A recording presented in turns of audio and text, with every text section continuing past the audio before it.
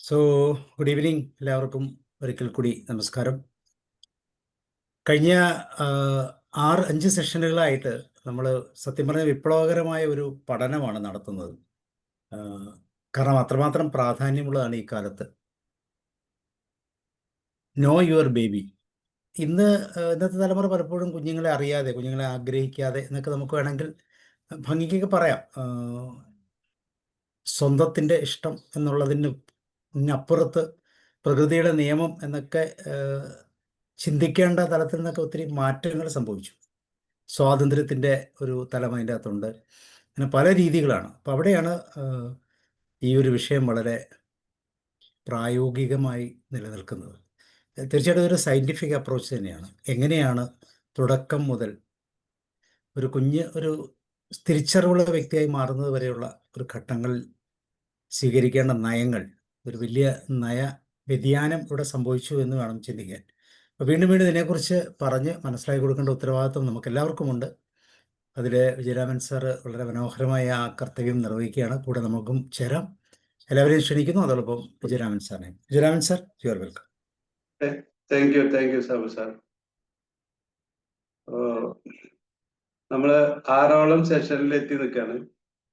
കേൾക്കുന്നവരുടെ താല്പര്യം, അതുപോലെ തന്നെ യൂട്യൂബ് റെക്കോർഡിങ്ങുകളിലും ഒക്കെ ആൾക്കാര് കാണുന്നത്, ഇതൊക്കെ നോക്കിയിട്ടാണ് നമ്മളിങ്ങനെ നീട്ടിക്കൊണ്ടുപോയത്.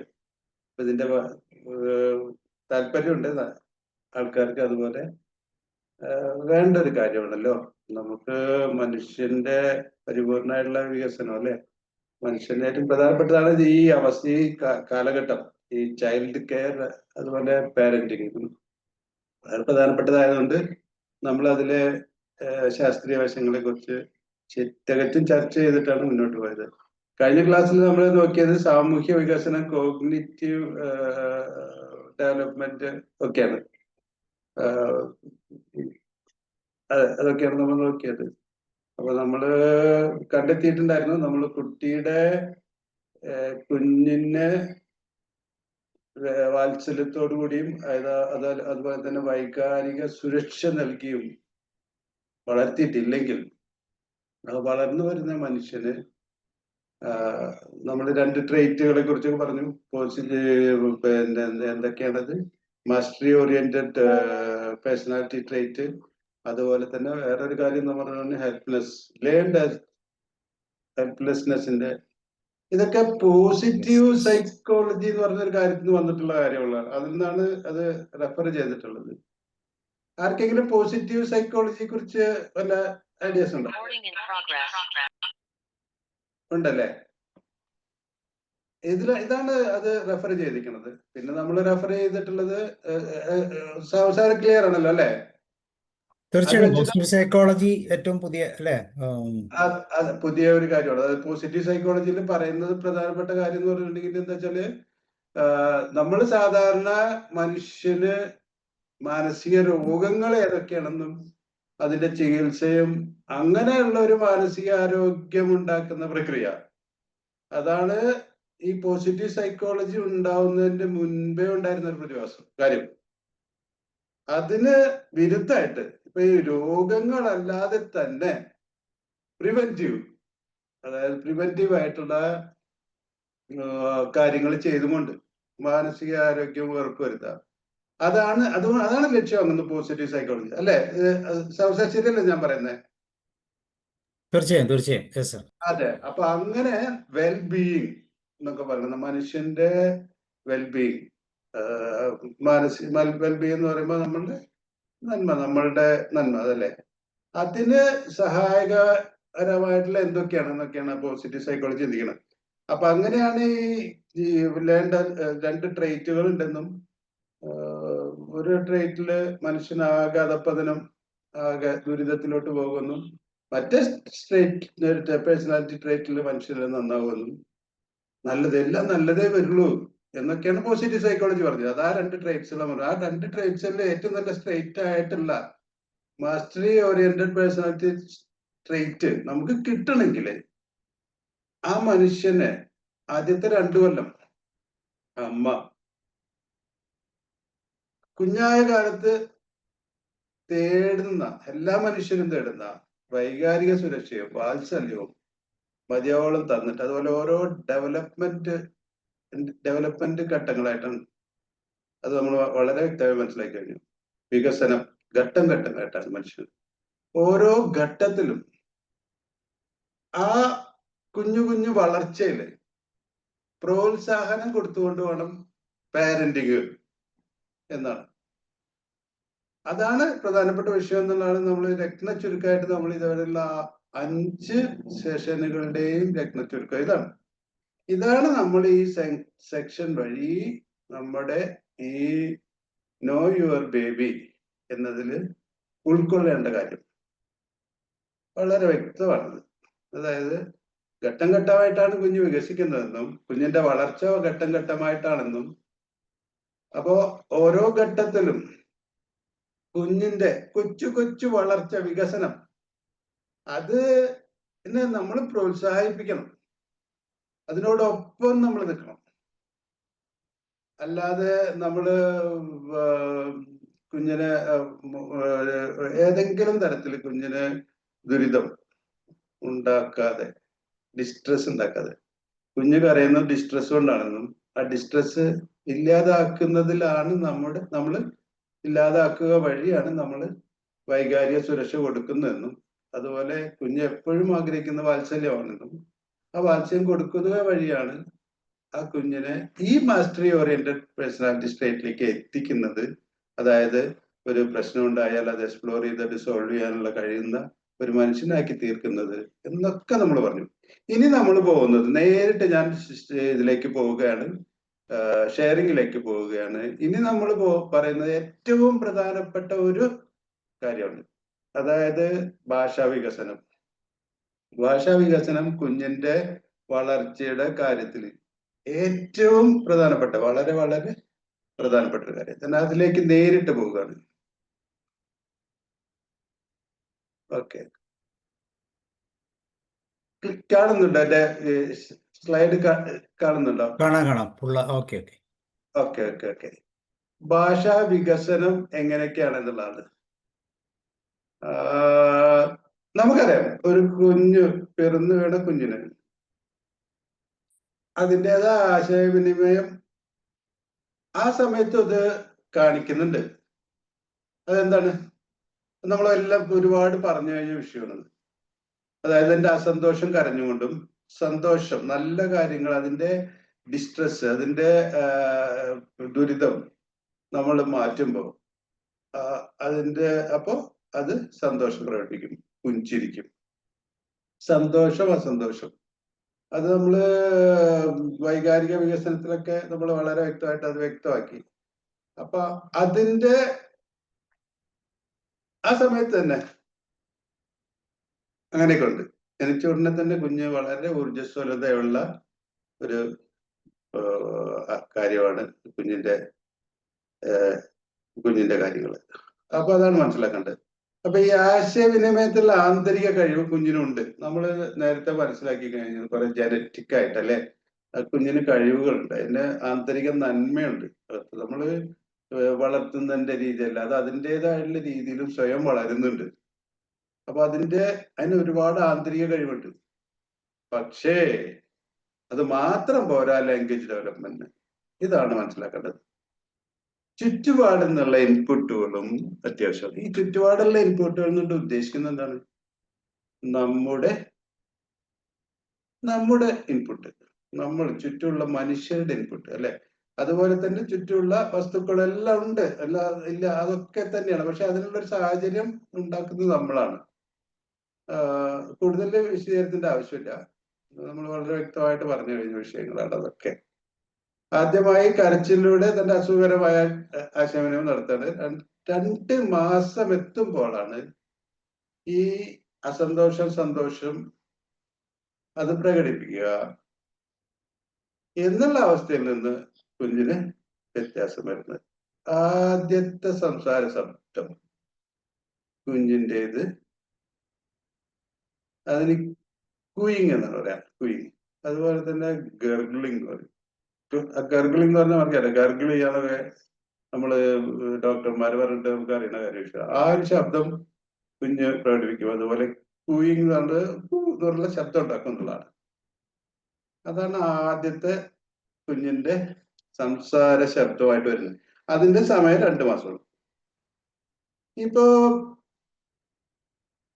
ക്ലിയർ ആണെന്ന് വിചാരിക്കുന്നത്. ഇവിടുന്നാണ് തുടക്കം. ക്ലിയർ ആണെന്ന് ഞാൻ വിചാരിക്കുന്നത്. ഇന്നിപ്പോ ഞാൻ മാതൃഭൂമി മാതൃഭൂമി പത്രം വായിച്ചുകൊണ്ടിരിക്കുന്ന സമയത്ത് തലസീമിയ രോഗത്തിനെ കുറിച്ചുള്ള ഒരു സെമിനാർ, അത് നടത്തുന്ന ഹിയറിംഗ് ഇതിന്റെ സർക്കാരിന്റെ പ്രോഗ്രാമാണ്.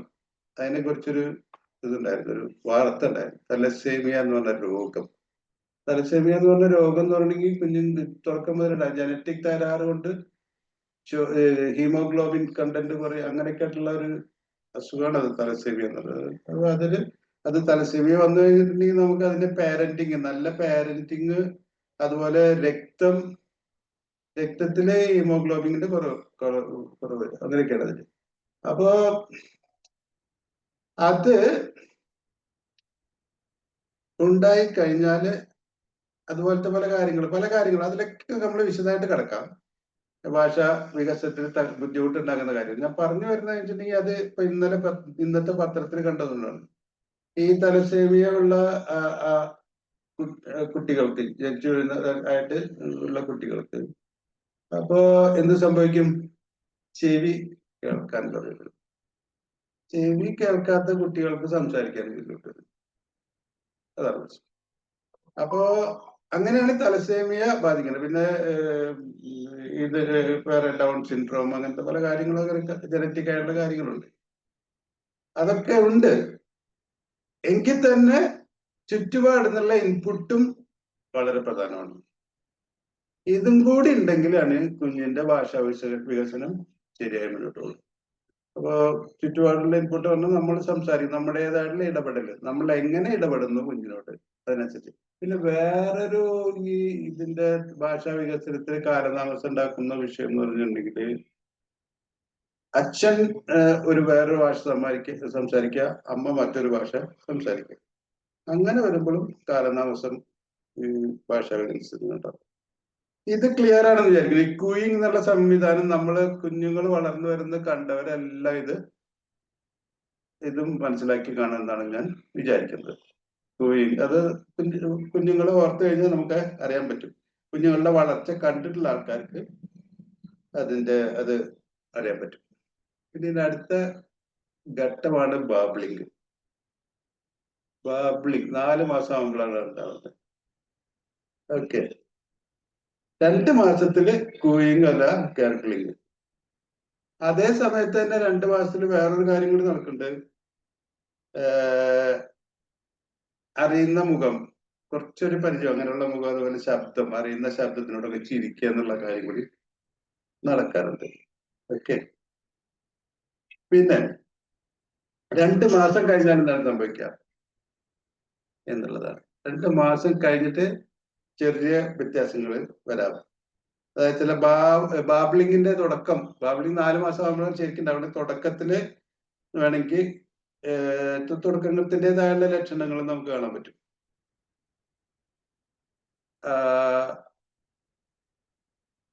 ഈ 4 മാസത്തിൽ ബാബ്ലിങ് കൊണ്ടുകൊണ്ട് എന്താ ഉദ്ദേശിക്കുന്നത്? ആരെങ്കിലും ഒന്ന് ഷെയർ ചെയ്യാവോ? എന്താണ് ബാബ്ലിങ്? അർത്ഥമില്ലാതെ സംസാരിക്കുന്നതല്ലേ? അതെ അതെ അതെ അതെ. ഒരു മുതിർന്നവരുടെ സംസാരത്തിന്റെ ഒരു സാദൃശ്യത്തില് കുഞ്ഞ് അങ്ങനെ സംസാരിക്കുന്നതാണ് ബാബ്ലിങ് എന്ന് പറയുന്നത്. സ്ട്രിങ് സംസാര നാരുകളുടെ ശബ്ദം, അതായത് ഒരു സ്ട്രിങ്സ് ഓഫ് സ്പീച്ച് എന്നാണ് പറയുന്നത്. അതിന്റെ ടോണും നമ്മുടെ അതൊക്കെ ഭാഷയൊക്കെ നമ്മൾ സംസാരിക്കുന്ന അതേ രീതിയിൽ, പക്ഷെ ഒന്നും വ്യക്തമായിരിക്കില്ല. അപ്പൊ അതിന് ഇഡിയോസിൻക്രാറ്റിക് സ്പീച്ച് ഒന്നും പറയാറില്ല. ഇതാണ് ഒരു ഘട്ടമുള്ളത്. ഓക്കെ, അതിൽ ചില കുഞ്ഞുങ്ങളുടെ ഭാവപ്രകടനങ്ങളും കാണിക്കും. ഇതാണ് 4 മാസത്തിൽ സംഭവിക്കുന്ന കാര്യം. 1 വയസ്സോട് കൂടിയിട്ടാണ് ഒരു വാക്ക് കുഞ്ഞില് പ്രകടിപ്പിക്കുക. 6 മാസം ആയി കഴിഞ്ഞാല് പേര് വിളിച്ചിരിക്കും, മാ ബ എന്നൊക്കെ പറയും. അതുപോലെ കുറച്ച് ഒന്ന് അലറി കരച്ചിലിന്റെ ഒരു വ്യത്യാസം വന്നിട്ട് ഒരു സ്ക്വീലിങ് അതും ഉണ്ടാവാം. 6 തൊട്ടിട്ട് 9 മാസമാകുമ്പോ പല തരം ശബ്ദങ്ങൾക്ക് ധ്വനികൾ ഇപ്പൊ വ്യത്യസ്ത തരത്തില് ഈ നേരത്തെ പറഞ്ഞ ബാബ്ലിംഗ് ഉണ്ടാവും. വ്യത്യസ്ത മറ്റുള്ളവരുടെ വ്യത്യസ്ത സംസാരം കേൾക്കുമ്പോൾ വ്യത്യസ്ത തരത്തില് ബാബ്ലിംഗ് പ്രവർത്തിക്കും. അപ്പൊ 6 തൊട്ട് 9 മാസം അങ്ങനെ ബാബ എന്ന് പറയുന്ന സ്ട്രിങ് നേരത്തെ കാര്യമല്ലേ, സ്ട്രിങ് ഓഫ് സ്പീച്ച് എന്നുള്ളത്. അതിങ്ങനെയാണ് വരിക. ബാ ബാ ബാ ഇതൊക്കെ ഇങ്ങനെ പറയണ അതാണ് അതിന്റെ അർത്ഥം. ആ പറയുന്നതിനാണ് സ്ട്രിങ് ഓഫ് സ്പീച്ച് എന്ന്, സംസാര നാരികൾ എന്ന് പറയുന്നത്. അങ്ങനെ ഇതേപോലെ തന്നെ 6 തൊട്ട് 9 മാസം ആകുമ്പോൾ ചില ജസ്റ്റേഴ്സും പ്രകടിപ്പിക്കാം. ക്ലിയർ ആണെന്ന് ഞാൻ വിചാരിക്കുന്നു. പിന്നെ 1 വയസ്സാകുമ്പോഴാണ് ആദ്യത്തെ വാക്ക്. 12 മാസം ആകുമ്പോൾ 9 മാസം ആകുമ്പോ ഒരു കാര്യം കൂടി നടക്കുന്നുണ്ട്. ഈ ടാറ്റ എന്ന് പറയാൻ പറ്റും, ഇങ്ങനെ കൈ ഉയർത്തിയിട്ട് ഇങ്ങനെ പറയാൻ പറ്റുമെന്നാണ് പറയുന്നത്. അതുപോലെ തന്നെ നോ, വേണ്ട എന്ന് പറയാൻ കൈ കാണിക്കാൻ പറ്റും, നോ എന്ന് പറയാനായിട്ട്. 10 തൊട്ട് 11 മാസം വരെ മാ മാ ഡാ ഡാ ഇങ്ങനെയൊക്കെയുള്ള 1-2 വാക്കുകൾ പറയാൻ പറ്റും. 12 മാസം, അതായത് 1 വയസ്സായി കഴിഞ്ഞാൽ ഒന്നിലധികമോ വാക്കുകൾ പറയാൻ പറ്റിയെന്ന് വരും. പക്ഷെ ഓക്കെ, ചിലപ്പോൾ അതിനും കുറച്ചും പറ്റിയെന്ന് വരാം. ഇനി 1 വയസ്സ് മുതൽ 2 വയസ്സ് വരെ, അതിൽ 15 മാസത്തില് ടെലിഗ്രാഫിക് സ്പീച്ച് വരും എന്നാണ് പറയുന്നത്. എന്താണ് പണ്ടത്തെ ടെലിഗ്രാഫ്, കമ്പിയടി ഒക്കെ ഓർത്തു കഴിഞ്ഞാൽ അറിയാം. 2 വാക്കില് ഒതുക്കും ആശയവിനിമയം. അതിനാണ് ടെലിഗ്രാഫിക് സ്പീച്ച് എന്ന് പറയുന്നത്. ഇങ്ങനെ 15 മാസത്തില് ഉണ്ടാകുന്നതാണ്. അത്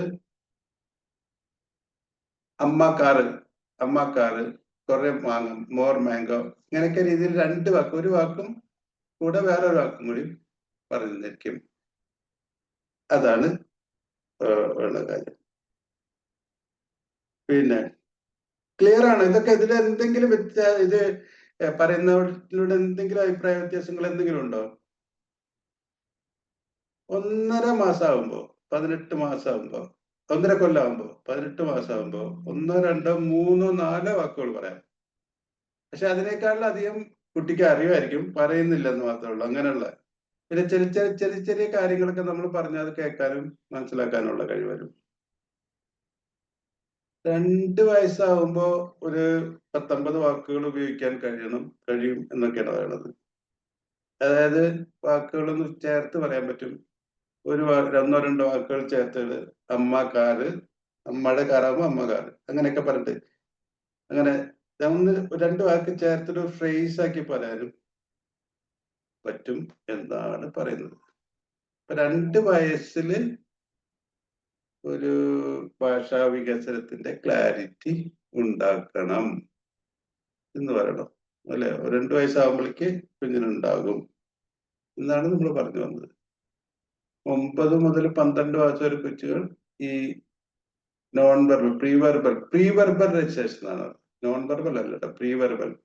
ഒരു കാര്യം പറയുന്നതിന്റെ മുന്നേ നമ്മൾ കയ്യോ കാലോ അങ്ങനെയൊക്കെ ആയിട്ടുള്ള ഒരു പക്ഷി എന്നുള്ള ആംഗ്യം കൊണ്ട് പക്ഷിനെ കണ്ടു കഴിഞ്ഞാൽ ഇങ്ങനെ കൈ ആദ്യം കാണിക്കും. അതാണ് പ്രീ വെർബൽ. ആദ്യം കൈ കാണിക്കും, അതാണ്. എന്നിട്ടൊരു കുഞ്ഞ് കിടക്കുന്നിടത്ത് ഒരു പക്ഷിനെ കണ്ടു കഴിഞ്ഞിട്ടുണ്ടെങ്കിൽ നമ്മുടെ കുഞ്ഞിന്റെ സംരക്ഷണം വരുമ്പോൾ അതൊരു ഭയങ്കര കാഴ്ചയാണ് കുഞ്ഞിന് ആദ്യമായിട്ട് കാണാറുള്ളത്, ആദ്യം മനസ്സിലാക്കണത്. ഒരു പ്രത്യേക രീതിയിൽ അതിൻ്റെതായുള്ള രീതിയിൽ കാര്യങ്ങൾ, വ്യത്യസ്ത ജീവി ഉണ്ടെന്നും അത് എന്നെക്കാൾ വ്യത്യസ്തമാണെന്നൊക്കെ മനസ്സിലാക്കുമ്പോൾ ഏറ്റവും അധികം എപ്പോഴും കുഞ്ഞിന് അടുപ്പമുള്ളത് സംരക്ഷകനായിട്ടാണ്. അത് സാധാരണ രീതിയിൽ അമ്മയാവാം, അച്ഛൻ, അങ്ങനെ ഏറ്റവും അടുത്ത ആളായിരിക്കും. ആ സംരക്ഷകൻ വരുന്നത് വരെ ജസ്റ്റർ കാണിക്കും, എന്തായാലും ജസ്റ്റ് കാണിച്ചുകൊണ്ടിരിക്കും, ചൂണ്ടിക്കാണിക്കും, സ്പർശിച്ച് ചൂണ്ടിക്കാണിക്കും എന്നാണ് പറയുന്നത്. പ്രോട്ടോ ഡിക്ലറേറ്റീവ് എന്നാണ് ഈ പ്രക്രിയക്ക് പറയുന്നത്. അങ്ങനെ. രണ്ടാമത്തതും പ്രോട്ടോ ഇമ്പറേറ്റീവ്. ഒരു വസ്തു വേണമെന്നുണ്ടെങ്കിൽ അത് സംരക്ഷകൻ ശ്രദ്ധിക്കുന്നവരെ ചൂണ്ടിക്കാട്ടും, അതിനടുത്തെത്തുകയും ഒക്കെ ചെയ്യും. ഇതൊക്കെയും ഭാഷാ വികസനത്തിൽ പെടുന്നത് തന്നെയാണെന്നാണ് പറയുന്നത്. ഈ ഭാഷാ വികസനത്തിന്റെ പ്രധാനപ്പെട്ട കാര്യം എന്ന് പറഞ്ഞാൽ അതിന് അതിൻ്റെതായുള്ള കഴിവുണ്ട്. ഭാഷ വികസിക്കാനുള്ള കഴിവ് കുഞ്ഞിന്റെ ആന്തരിക ശേഷിയുണ്ട് അതിന്. പക്ഷേ അതിന് ശേഷം നമ്മൾ ഒരു വസ്തുവിന്, ആ കുഞ്ഞൊരു വസ്തുവിനെ കാണുന്നു, നമ്മളുടെ ഇടപെടലിൽ കൂടെ കിട്ടുന്ന ഇൻപുട്ട്, അതും കൂടി, അതാണ് ഈ കോംപ്രിഹെൻഷൻ, ധാരണ എന്ന് പറയുന്നത്. അതും കൂടി കൂടിയിട്ടാണ് ഭാഷ വികസിക്കണമെന്ന് മനസ്സിലാക്കണം നമ്മൾ. അതായത് ഭാഷ വികസിക്കണമെങ്കിൽ നമ്മുടെ സഹായവും കൂടി കുഞ്ഞിന് വേണം എന്നുള്ളതാണ്. അതാണ് ഇതിന്റെ അർത്ഥം. നമ്മളും കൂടി സഹായിച്ചാലാണ് കുഞ്ഞിന്റെ ഭാഷ നന്നായിട്ട് വികസിക്കുള്ളൂ എന്നുള്ളത് മനസ്സിലാക്കി.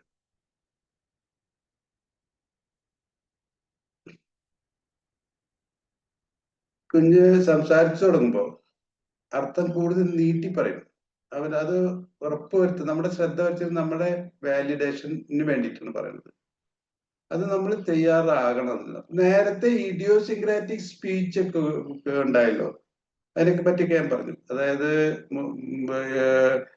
മുതിർന്നവരെ പോലെ കുഞ്ഞുങ്ങൾ സംസാരിക്കും, അപ്പൊ സ്ട്രിങ്സ് ഓഫ് സ്പീച്ച് ഒക്കെ ഉണ്ടാവും. അങ്ങനെയൊക്കെ സമയത്ത് നമ്മൾ കുഞ്ഞുങ്ങളെ കളിയാക്കുക എന്നൊക്കെ പറഞ്ഞുള്ള ഏർപ്പാട് തെറ്റാണ്, വളരെ വലിയ തെറ്റാണ്. അതിനൊക്കെ പ്രോത്സാഹിപ്പിച്ചുകൊണ്ട് കൊണ്ടുപോകാൻ നമ്മൾ കഴിയണം. നമ്മുടെ ബോഡി ലാംഗ്വേജ് വഴി, നമ്മുടെ ടോൺ ഓഫ് വോയിസ് വഴിയൊക്കെ ആയിട്ട് അതാണല്ലോ കുഞ്ഞുങ്ങള് ഭാഷ വികസിക്കുന്നതിന്റെ മുന്നേ നമ്മൾ മനസ്സിലാക്കാനുള്ള അവരുടെ വഴി. ആ സമയത്ത് ഇത്തരം ഡെവലപ്മെന്റ്, ഭാഷാ വികസനത്തിൻ്റെതായുള്ള ഇത്തരം കാര്യങ്ങൾ കുഞ്ഞിന് സംഭവിക്കുമ്പോൾ നമ്മൾ അതിനെ നന്നായിട്ട് പ്രോത്സാഹിപ്പിച്ച് വേണം മുന്നോട്ട് പോകുന്നത്.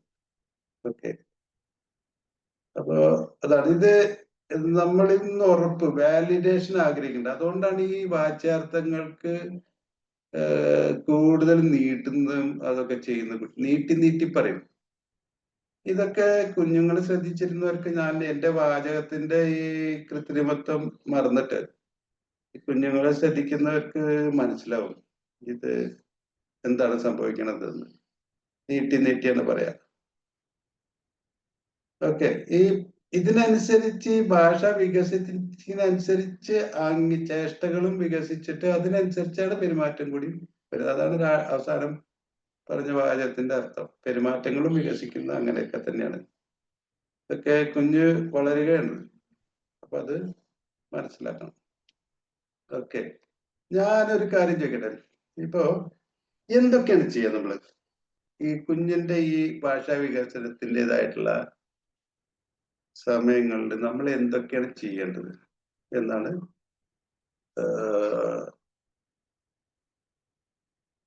വേണ്ടത്. അതാണ് നമ്മള് കുഞ്ഞിനോട് ഒത്തു നിൽക്കണം. അതായത് അതിന്റെ പ്രോത്സാഹിപ്പിക്കുന്ന രീതിയിലോട്ട് പോകണം. നമ്മൾ കൗൺസിലിംഗ് പഠിക്കുന്ന സമയത്ത് നമ്മൾ പഠിച്ചൊരു കാര്യമുണ്ട്. അതായത് അത് പറയുന്നത്, കൗൺസിലിംഗ് പറയുന്നത് തിരിച്ച് നമ്മൾ അങ്ങോട്ട് പറയുന്ന ഒരു കാര്യം. അതുപോലെ നമ്മൾ കുഞ്ഞിന്റെ അതേ ഭാഷയില്, കുഞ്ഞ് പറയുന്ന അതേ ടോണില്, അതേ ഇൻറ്റോനേഷൻ, ധ്വനിയിലും സ്വരത്തിലും കുഞ്ഞിനോട് തിരിച്ചു പറയുക. അങ്ങനെ തിരിച്ചു പറയുമ്പോൾ അപ്പോഴാണ് കുഞ്ഞിന്റെ വികസനം കൂടുതൽ ഉറപ്പുവരുത്താൻ പറ്റുക. അത് നമ്മുടെ അമ്മമാര് ചെയ്യാറുണ്ട്. ചെയ്യാറുണ്ട്. അപ്പൊ അത് ശരിയാണ്, അത് തന്നെയാണ് ചെയ്യേണ്ടത് എന്നാണ് മനസ്സിലാക്കുക. അത് തന്നെയാണ് ചെയ്യേണ്ടത്. അത് തിരിച്ച് പാരാഫ്രൈസിങ് എന്നല്ലേ നമ്മൾ അതിന് പറയാം. അങ്ങനെ അത് പാരാഫ്രൈസിങ്ങിന്റെ കൂടെ തന്നെ നമ്മൾ പറയുന്നത്, നമ്മള് എമ്പതറ്റിക് എന്ന് പറഞ്ഞാൽ അതേ ടോണിൽ, അതേ വേവ് ലെങ്ത്തിൽ നമ്മൾ പ്രതികരിക്കുമ്പോൾ, തിരിച്ചു പറയുമ്പോഴാണ് അത് അപ്പൊ വ്യക്തമായിട്ടും ഉൾക്കൊള്ളാം. അതേ രീതിയിൽ തന്നെ തിരിച്ച് നമ്മൾ പറഞ്ഞു കഴിഞ്ഞാൽ നല്ലതാണ്. കുട്ടിയോട് ഒത്ത് ഒരുപാട് സംസാരിക്കണം, കഴിയുമെങ്കിൽ ഒന്നിച്ച് പാടാൻ പറ്റുമെങ്കിൽ അതും നല്ലതാണ്. കുട്ടിക്ക് നല്ല പാട്ടുകൾ പാടിക്കൊടുക്കുക, അതുപോലെ തന്നെ ഒരുപാട് സംസാരിക്കുക. ഈ രീതിയിലാണ് തിരിച്ച് സംസാരിക്കേണ്ടത്. കുട്ടി സംസാരിക്കുമ്പോൾ ഈ കുട്ടിയുടെ അതേ ടോണിൽ, പറയുന്ന ടോണിലും ഇൻറ്റോനേഷനിലും തിരിച്ച് നമ്മൾ കുഞ്ഞുമായിട്ട് സംസാരിക്കണം. അങ്ങനെയൊക്കെ ചെയ്യുമ്പോഴാണ് ഭാഷ നന്നായിട്ട് വികസിക്കുക. ഞാൻ പറഞ്ഞു, അച്ഛൻ ഒരു ഭാഷ സംസാരിക്കുന്നു, അമ്മ മറ്റൊരു ഭാഷ സംസാരിക്കുന്നു. അങ്ങനെ വരുമ്പോ തന്നെ കുഞ്ഞിന്റെ വികസനം താമസിക്കുമെന്ന് പറയുന്നതിന്റെ കാര്യം മനസ്സിലായല്ലോ. അപ്പൊ നമ്മളിൽ നിന്നുള്ള ഇൻപുട്ട് കൂടി ആശ്രയിച്ചിട്ടാണ് കുഞ്ഞിന്റെ ഭാഷ വികസിക്കുന്നത്. അപ്പൊ അതിനുള്ള അത് നമ്മൾ കൊടുക്കണം. നമ്മുടെ ഭാഗത്ത് നിന്ന് നമ്മൾ ചെയ്യേണ്ട കാര്യം നമ്മൾ ചെയ്യണം. അതിന് ചെയ്യേണ്ട കാര്യം ഇതാണ്: കുട്ടീനെ ഒറ്റയ്ക്ക് വിടരുത്, എപ്പോഴും അതിന്റെ കൂടെ നിൽക്കണം, അതിനോട് സംസാരിക്കണം. അവന്റെ അതേ വേവ് ലെങ്തില്, അതേ ടോണില്, അതേ ഇൻറ്റോനേഷനിൽ തിരിച്ചു സംസാരിക്കണം കുട്ടിയോട് എന്നാണ്. അതുപോലെ പാടുകയാണെങ്കിൽ പാട്ട് പാടിക്കൊടുക്കുക, പാടുക, അതൊക്കെ ആണെങ്കിൽ പാടുന്ന രീതിയിലായിരിക്കും. അതാണല്ലോ നേരത്തെ നമ്മൾ പറഞ്ഞത്, കുഞ്ഞ് നീട്ടി കുറുക്കിയൊക്കെ കുഞ്ഞ് സംസാരിക്കുക, അങ്ങനെയൊക്കെ പറഞ്ഞു നമ്മള്. അപ്പൊ അതില് ആ രീതിയിൽ തന്നെ നമ്മൾ കുഞ്ഞിന്റെ അടുത്ത് പെരുമാറിയിട്ട്, അതൊരു പ്രത്യേക, അമ്മമാർക്ക് ആ കഴിവുണ്ട്. പക്ഷെ ഇപ്പോഴത്തെ പുതിയ അമ്മമാര് പലരും അതൊന്നും ശരിയല്ല, മുതിർന്നവരെ പോലെ അതേ രീതിയിൽ സംസാരിക്കാൻ പാടും എന്നൊക്കെ പറയുന്നത് അബദ്ധമാണ്. പണ്ടത്തെ അമ്മമാർ ചെയ്തിരുന്ന അതേ രീതി തന്നെയാണ് ശരി, അത് തന്നെയാണ് ചെയ്യേണ്ടത്. അപ്പോൾ തന്നെയാണ് ഭാഷാ വികസനം കുഞ്ഞിലുണ്ടാവുക എന്ന്. ഭാഷാ വികസനം ഉണ്ടാകാതിരുന്നാൽ അതൊരു വലിയ പ്രശ്നം തന്നെയാണ്. 2 വയസ്സായിട്ടും കുഞ്ഞിന് സംസാരിക്കാൻ പറ്റാതെ വരിക എന്ന് പറഞ്ഞു കഴിഞ്ഞാൽ അതില് ബുദ്ധിമുട്ടുകളാണ്. അത് വളരെയധികം ബുദ്ധിമുട്ടുള്ള ഒരു കാര്യമാണ് എന്നും കൂടി മനസ്സിലാക്കണം. പിന്നെ പുസ്തകങ്ങൾ ഒന്നിച്ച് ഉറക്കെ വായിച്ചു കഴിഞ്ഞിട്ടുണ്ടെങ്കിൽ കുഞ്ഞിന്റെ ഒപ്പം അടുത്ത് നിന്നിട്ട് പുസ്തകങ്ങൾ വായിക്കുക, വാക്കുകള്, അപ്പൊ കുഞ്ഞുങ്ങളെ ശ്രദ്ധിച്ച് വാക്കുകൾ അവർ എടുത്തോളും. അപ്പൊ അത് മറ്റൊരു ഓപ്ഷനാണ്. ക്യൂയിങ്ങും ബാബ്ലിങ്ങും എന്നൊക്കെ നമ്മൾ പറയും. ബാബ്ലിംഗ് ഉണ്ട്, ആദ്യം തുടങ്ങുന്നത് ക്യൂയിങ് ആണെന്ന് പറഞ്ഞു, പിന്നീട് ബാബ്ലിംഗ് ആണെന്ന് പറഞ്ഞു. ഇതിനോടൊക്കെ നമ്മൾ അങ്ങനെ കുഞ്ഞ് ചെയ്യുമ്പോൾ കുഞ്ഞിനെ ഒറ്റയ്ക്ക് അത് ചെയ്യാൻ വിടല്ല വേണ്ടത്, അതിനോട് നമ്മൾ പ്രതികരിക്കണം. അതേ ശബ്ദം തിരിച്ച് അങ്ങോട്ട് ആവർത്തിച്ചു കൊടുക്കുക. അതാ ഞാൻ പാരഫ്രേസിംഗ് ഒക്കെ പറഞ്ഞു. അത് ആ തുടക്കത്തിൽ 2 മാസമാകുമ്പോൾ തന്നെ കുഞ്ഞ് അങ്ങനെയൊക്കെ പറയുമ്പോൾ തിരിച്ച് അതേ രീതിയിൽ നമ്മൾ നല്ല ടോണിൽ കേട്ടോ, കളിയാക്കിയിട്ടല്ല, അതും പിടിക്കും, കളിയാക്കി പറഞ്ഞാൽ അതും പിടിക്കും കുഞ്ഞോട്. അതൊരിക്കലും ചെയ്യരുത്. കുഞ്ഞ് തെറ്റായിട്ടൊരു വാക്ക് പറഞ്ഞാല് വാക്കില് പെശക് വരുത്തുമല്ലോ കുഞ്ഞ്. അത് നമ്മൾ പറഞ്ഞു, നീട്ടി പറയുന്നത് ഒക്കെ പറഞ്ഞോളൂ. അത് നമ്മളുടെ വാലിഡേഷന് വേണ്ടിയിട്ടാണ് അങ്ങനെ പറയുന്നത് കുട്ടികൾ. അപ്പൊ അതിനൊന്നും ഒരിക്കലും അവരെ കളിയാക്കരുത്, അവരെ കൊച്ചാക്കരുത്. കൊച്ചാക്കല്ലേ, കൊച്ചാണ് പക്ഷെ കൊച്ചാക്കരുത്. അവരെ പ്രോത്സാഹിപ്പിക്കുകയാണ് ചെയ്യേണ്ടത്.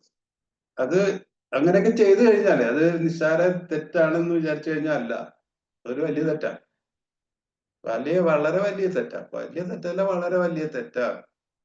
അതാണ് കുഞ്ഞിന്റെ പാരന്റിങ് മനസ്സിലാക്കേണ്ടത്. അതായത് കുഞ്ഞൊരു തെറ്റായിട്ടൊരു വാക്ക് പറഞ്ഞു, ആ വാക്കിനെ അത് വെച്ച് കുഞ്ഞിനെ കളിയാക്കി കഴിഞ്ഞാൽ ആ കുഞ്ഞിന്റെ ജീവിതം മുഴുവൻ പോയി.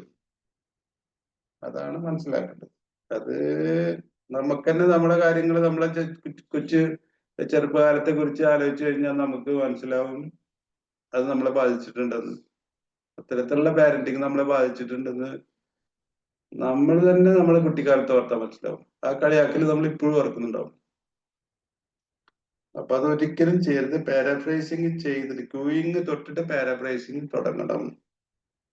എന്നിട്ട് അതാണ് വേറെ ഏറ്റവും പ്രധാനപ്പെട്ട ഒരു കാര്യം എന്ന് പറഞ്ഞാൽ, പാരന്റ്സ് ഉപയോഗിക്കുന്ന ഭാഷ വളരെ ലഘുവായിട്ടായിരിക്കണം, അതുപോലെ വളരെ വ്യക്തമായിട്ടായിരിക്കണം. അപ്പൊ ഒരു വലിയ ഭാഷാ പണ്ഡിതൻ ആണ് എന്ന് വിചാരിച്ചിട്ട് കുഞ്ഞിന്റെ അടുത്ത് അതുപോലെ സംസാരിക്കാൻ നിൽക്കരുത്.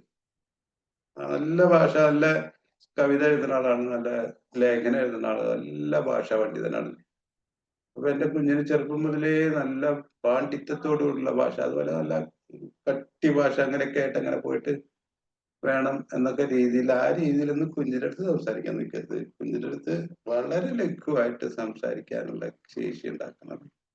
അവന്റെ വേവിൽ അല്ലെങ്കിൽ അവളുടെ വേവ് ലെങ്തില്, അവളുടെ ടോണില്, അവന്റെ ടോണില്, ആ ഇന്റോണേഷനിൽ തിരിച്ച് സംസാരിക്കാനുള്ള കഴിവ് നമുക്ക് ഉണ്ടാകുമ്പോൾ മാത്രമാണ് കുഞ്ഞിന്റെ ഭാഷ നന്നായിട്ട് ഡെവലപ്പ് ചെയ്യുക, വികസിക്കുക. ഇതൊരു വളരെ പ്രധാനപ്പെട്ട ഒരു കാര്യം തന്നെയാണ്. നേരത്തെ നമ്മൾ തലസേമിയയുടെ കാര്യം പറഞ്ഞു, പിന്നെ ഡൗൺ സിൻഡ്രോമിന്റെ കാര്യം പറഞ്ഞു. ഇതൊക്കെ വരുമ്പോ നമുക്ക് ഈ കുട്ടികൾക്ക് ഈ ഭാഷാ വികസനത്തെ ബാധിക്കാതെ. അപ്പോ അതിനൊക്കെ എന്ന് പറഞ്ഞിട്ടുണ്ടെങ്കിൽ നേരത്തെ നമ്മൾ മനസ്സിലാക്കണം ഇങ്ങനെ കാര്യങ്ങളുണ്ട്. ഈ 2 വയസ്സായാല് ഈ രീതിയിൽ കുഞ്ഞെത്തിയിട്ടില്ലെങ്കിൽ അപ്പൊ നമ്മൾ നേരത്തെ മനസ്സിലാക്കിയിട്ട് അതിന്റെ ട്രീറ്റ്മെന്റ് നേരത്തെ തന്നെ തുടങ്ങണം. നമ്മളൊരു നല്ലൊരു വിദഗ്ധനെ കാണിക്കണം.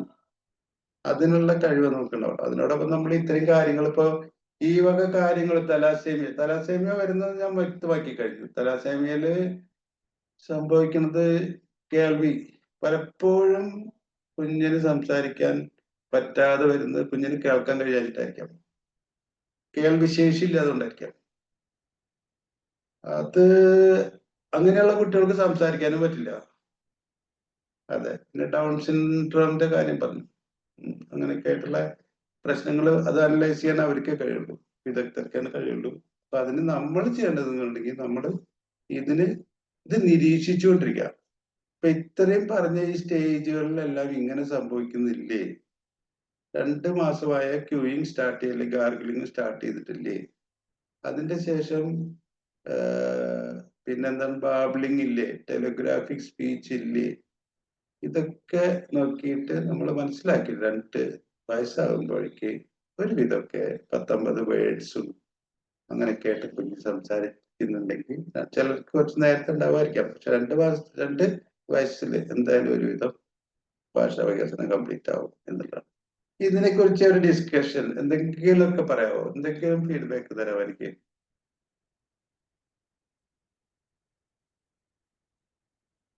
ഇത് ശരിയല്ലേ? പരിചയമുള്ള അമ്മമാര് ഇതിൽ ചെറിയ ഫീഡ്ബാക്ക് നന്നായിരുന്നു. അതിൽ ആഡ് ചെയ്യാനുണ്ടെങ്കിൽ തീർച്ചയായിട്ടും ആഡ് ചെയ്യും. അതെ, ആഡ് ചെയ്യാനുണ്ടെങ്കിൽ ആഡ് ചെയ്തോളൂ.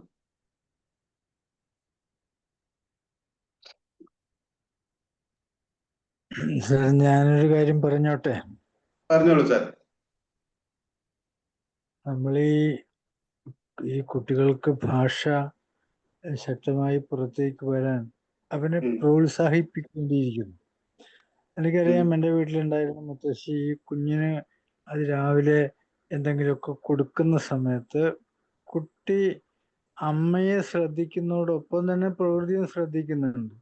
അവിടെ പെട്ടെന്ന് വരുന്ന ഒരു ശബ്ദം, അവൻ വായിൽ കിട്ടിയ ആഹാരം ഒന്നും ചെയ്യാതെ തന്നെ ശബ്ദത്തിലേക്ക് ശ്രദ്ധിക്കുമ്പോൾ ഈ മുത്തശ്ശി ആ ശബ്ദത്തിലേക്ക് അവനെ കൊണ്ടുപോവുകയും അതേ ശബ്ദം മുത്തശ്ശി പുറപ്പെടുവിക്കുകയും ചെയ്യുമ്പോൾ കുട്ടി ആകാംക്ഷയോടെ മുത്തശ്ശിയുടെ മുഖത്താണ് നോക്കുന്നത്. നമ്മുടെ ചുണ്ടിന്റെ ചലനങ്ങൾ, നമ്മുടെ കണ്ണിന്റെ ശകലങ്ങൾ, നാം ചിരിക്കുന്നു, അപ്പോൾ കുട്ടിയും ചിരിക്കാൻ ശ്രമിക്കും. ഇത് നമ്മുടെ മാതാക്കൾക്ക് അത്ര ശക്തമായിട്ട് മനസ്സിലായിട്ടുണ്ടോ, അതോ എൻ്റെ തിരക്കിനിടയിൽ ഞാൻ ഇതൊക്കെ വിട്ടുപോയതാണോ? വിജയരാം സാർ ഒരു പ്രധാനപ്പെട്ട കാര്യം പറഞ്ഞു. കുട്ടിയോട് ഒരു തരത്തിലും ഇറസ്പോൺസിബിൾ ആയിട്ട് അവന്റെ വാക്കുകളെയോ ചിരിയെയോ അവഗണിക്കരുത്. അങ്ങനെ അവഗണിച്ചാൽ അവൻ പതുക്കെ പതുക്കെ അവനെ തന്നെ, അവന്റെ ശബ്ദത്തെ, അവന്റെ ഭാവത്തെ ഒക്കെ അവഗണിക്കും. ഒരു ജീവിയായി മാത്രം വളരുകയാണ് ആ സമയത്ത് ചെയ്യുക. ഇത് എൻ്റെ സാറ് പറഞ്ഞതിനോടൊപ്പം ഞാൻ മനസ്സിൽ കൊണ്ടുവന്നൊരു കാര്യം കൂടിയാണ്. അത്ര ഇപ്പൊ പറയാനുള്ളൂ സാർ എനിക്ക്. അതെ അതെ, വളരെ വലിയൊരു സ്റ്റേജാണ്, വളരെ നല്ല കോൺട്രിബ്യൂഷൻ ഉലര സാർ. ഇത് ഈ ഒരു ഭാഷാ വികസനത്തിന്റെ ഇത് വളരെ നല്ലൊരു സ്റ്റേജ്. നേരത്തെ കോഗ്നിറ്ററി ഡെവലപ്മെന്റ് പറഞ്ഞു, അതുപോലെ തന്നെ ഒരു കാര്യമാണ് ഭാഷാ വികസനത്തിന്റെ. നമ്മൾ ഒരിക്കലും കളിയാക്കരുത് കുഞ്ഞിന്റെ ആ ഘട്ടത്തില്, സംസാര ഘട്ടത്തില്. അതും കൂടി മനസ്സിലാക്കണം. ഇനി ആർക്കെങ്കിലും എന്തെങ്കിലുമൊക്കെ കോൺട്രിബ്യൂട്ട് ചെയ്യാവാം?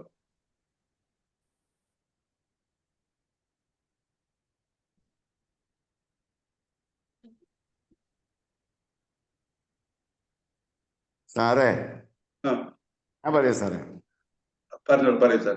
ഈ കുട്ടികള് സംസാരിച്ച് തുടങ്ങുമ്പോൾ ആ അവരെ സദാസമയം താലോലിക്കുക, അതാണ് ഉം, ഏറ്റവും പ്രധാനം. അവരെ അവഗണിക്കരുത്.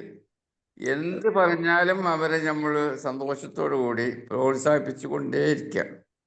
ഉം, പിന്നെ ഒരു 2 വയസ്സ് 3 വയസ്സാകുമ്പോഴത്തേക്ക് ഞാൻ മനസ്സിലാക്കുന്നത് നല്ല ഭാഷ ഉപയോഗിക്കുക അവരോട്. ഉം, നല്ല ഉച്ചാരണവും നല്ല ഭാഷയെ അവർ പരിശീലിപ്പിക്കുമ്പോഴേ അതിൽ കൂടി അവർ വളർന്നു വരുള്ളൂ. അല്ലാതെ ഇപ്പം നാട്ടുഭാഷകളായിട്ട് ഇപ്പം കുണ്ടോട്ടി ഭാഗത്തൊക്കെ കായ് എന്ന് പറയും പൈസക്ക്, ഉം, ചില ഭാഗങ്ങളിൽ അയക്കാരെന്ന് പറയും. അങ്ങനെ ചില ഭാഷകൾ അവർ മലയാളമായിട്ട് ബന്ധമില്ലാത്ത ചില ഭാഷകൾ അവർ പഠിച്ചു കഴിഞ്ഞാൽ അത് അവർ ജീവിതത്തിൽ ഉപയോഗിച്ചു പോകും, അത് വളർന്നു കഴിഞ്ഞാലും. അപ്പൊ ഉം. കുട്ടികളോട് നല്ല വാക്കുകൾ, നല്ല ഭാഷാശുദ്ധിയോട് കൂടി സംസാരിച്ച് ശീലിപ്പിക്കുന്ന അത് സമ്പ്രദായം നല്ലതാണെന്നാണ് ഞാൻ മനസ്സിലാക്കുന്നത് സാർ.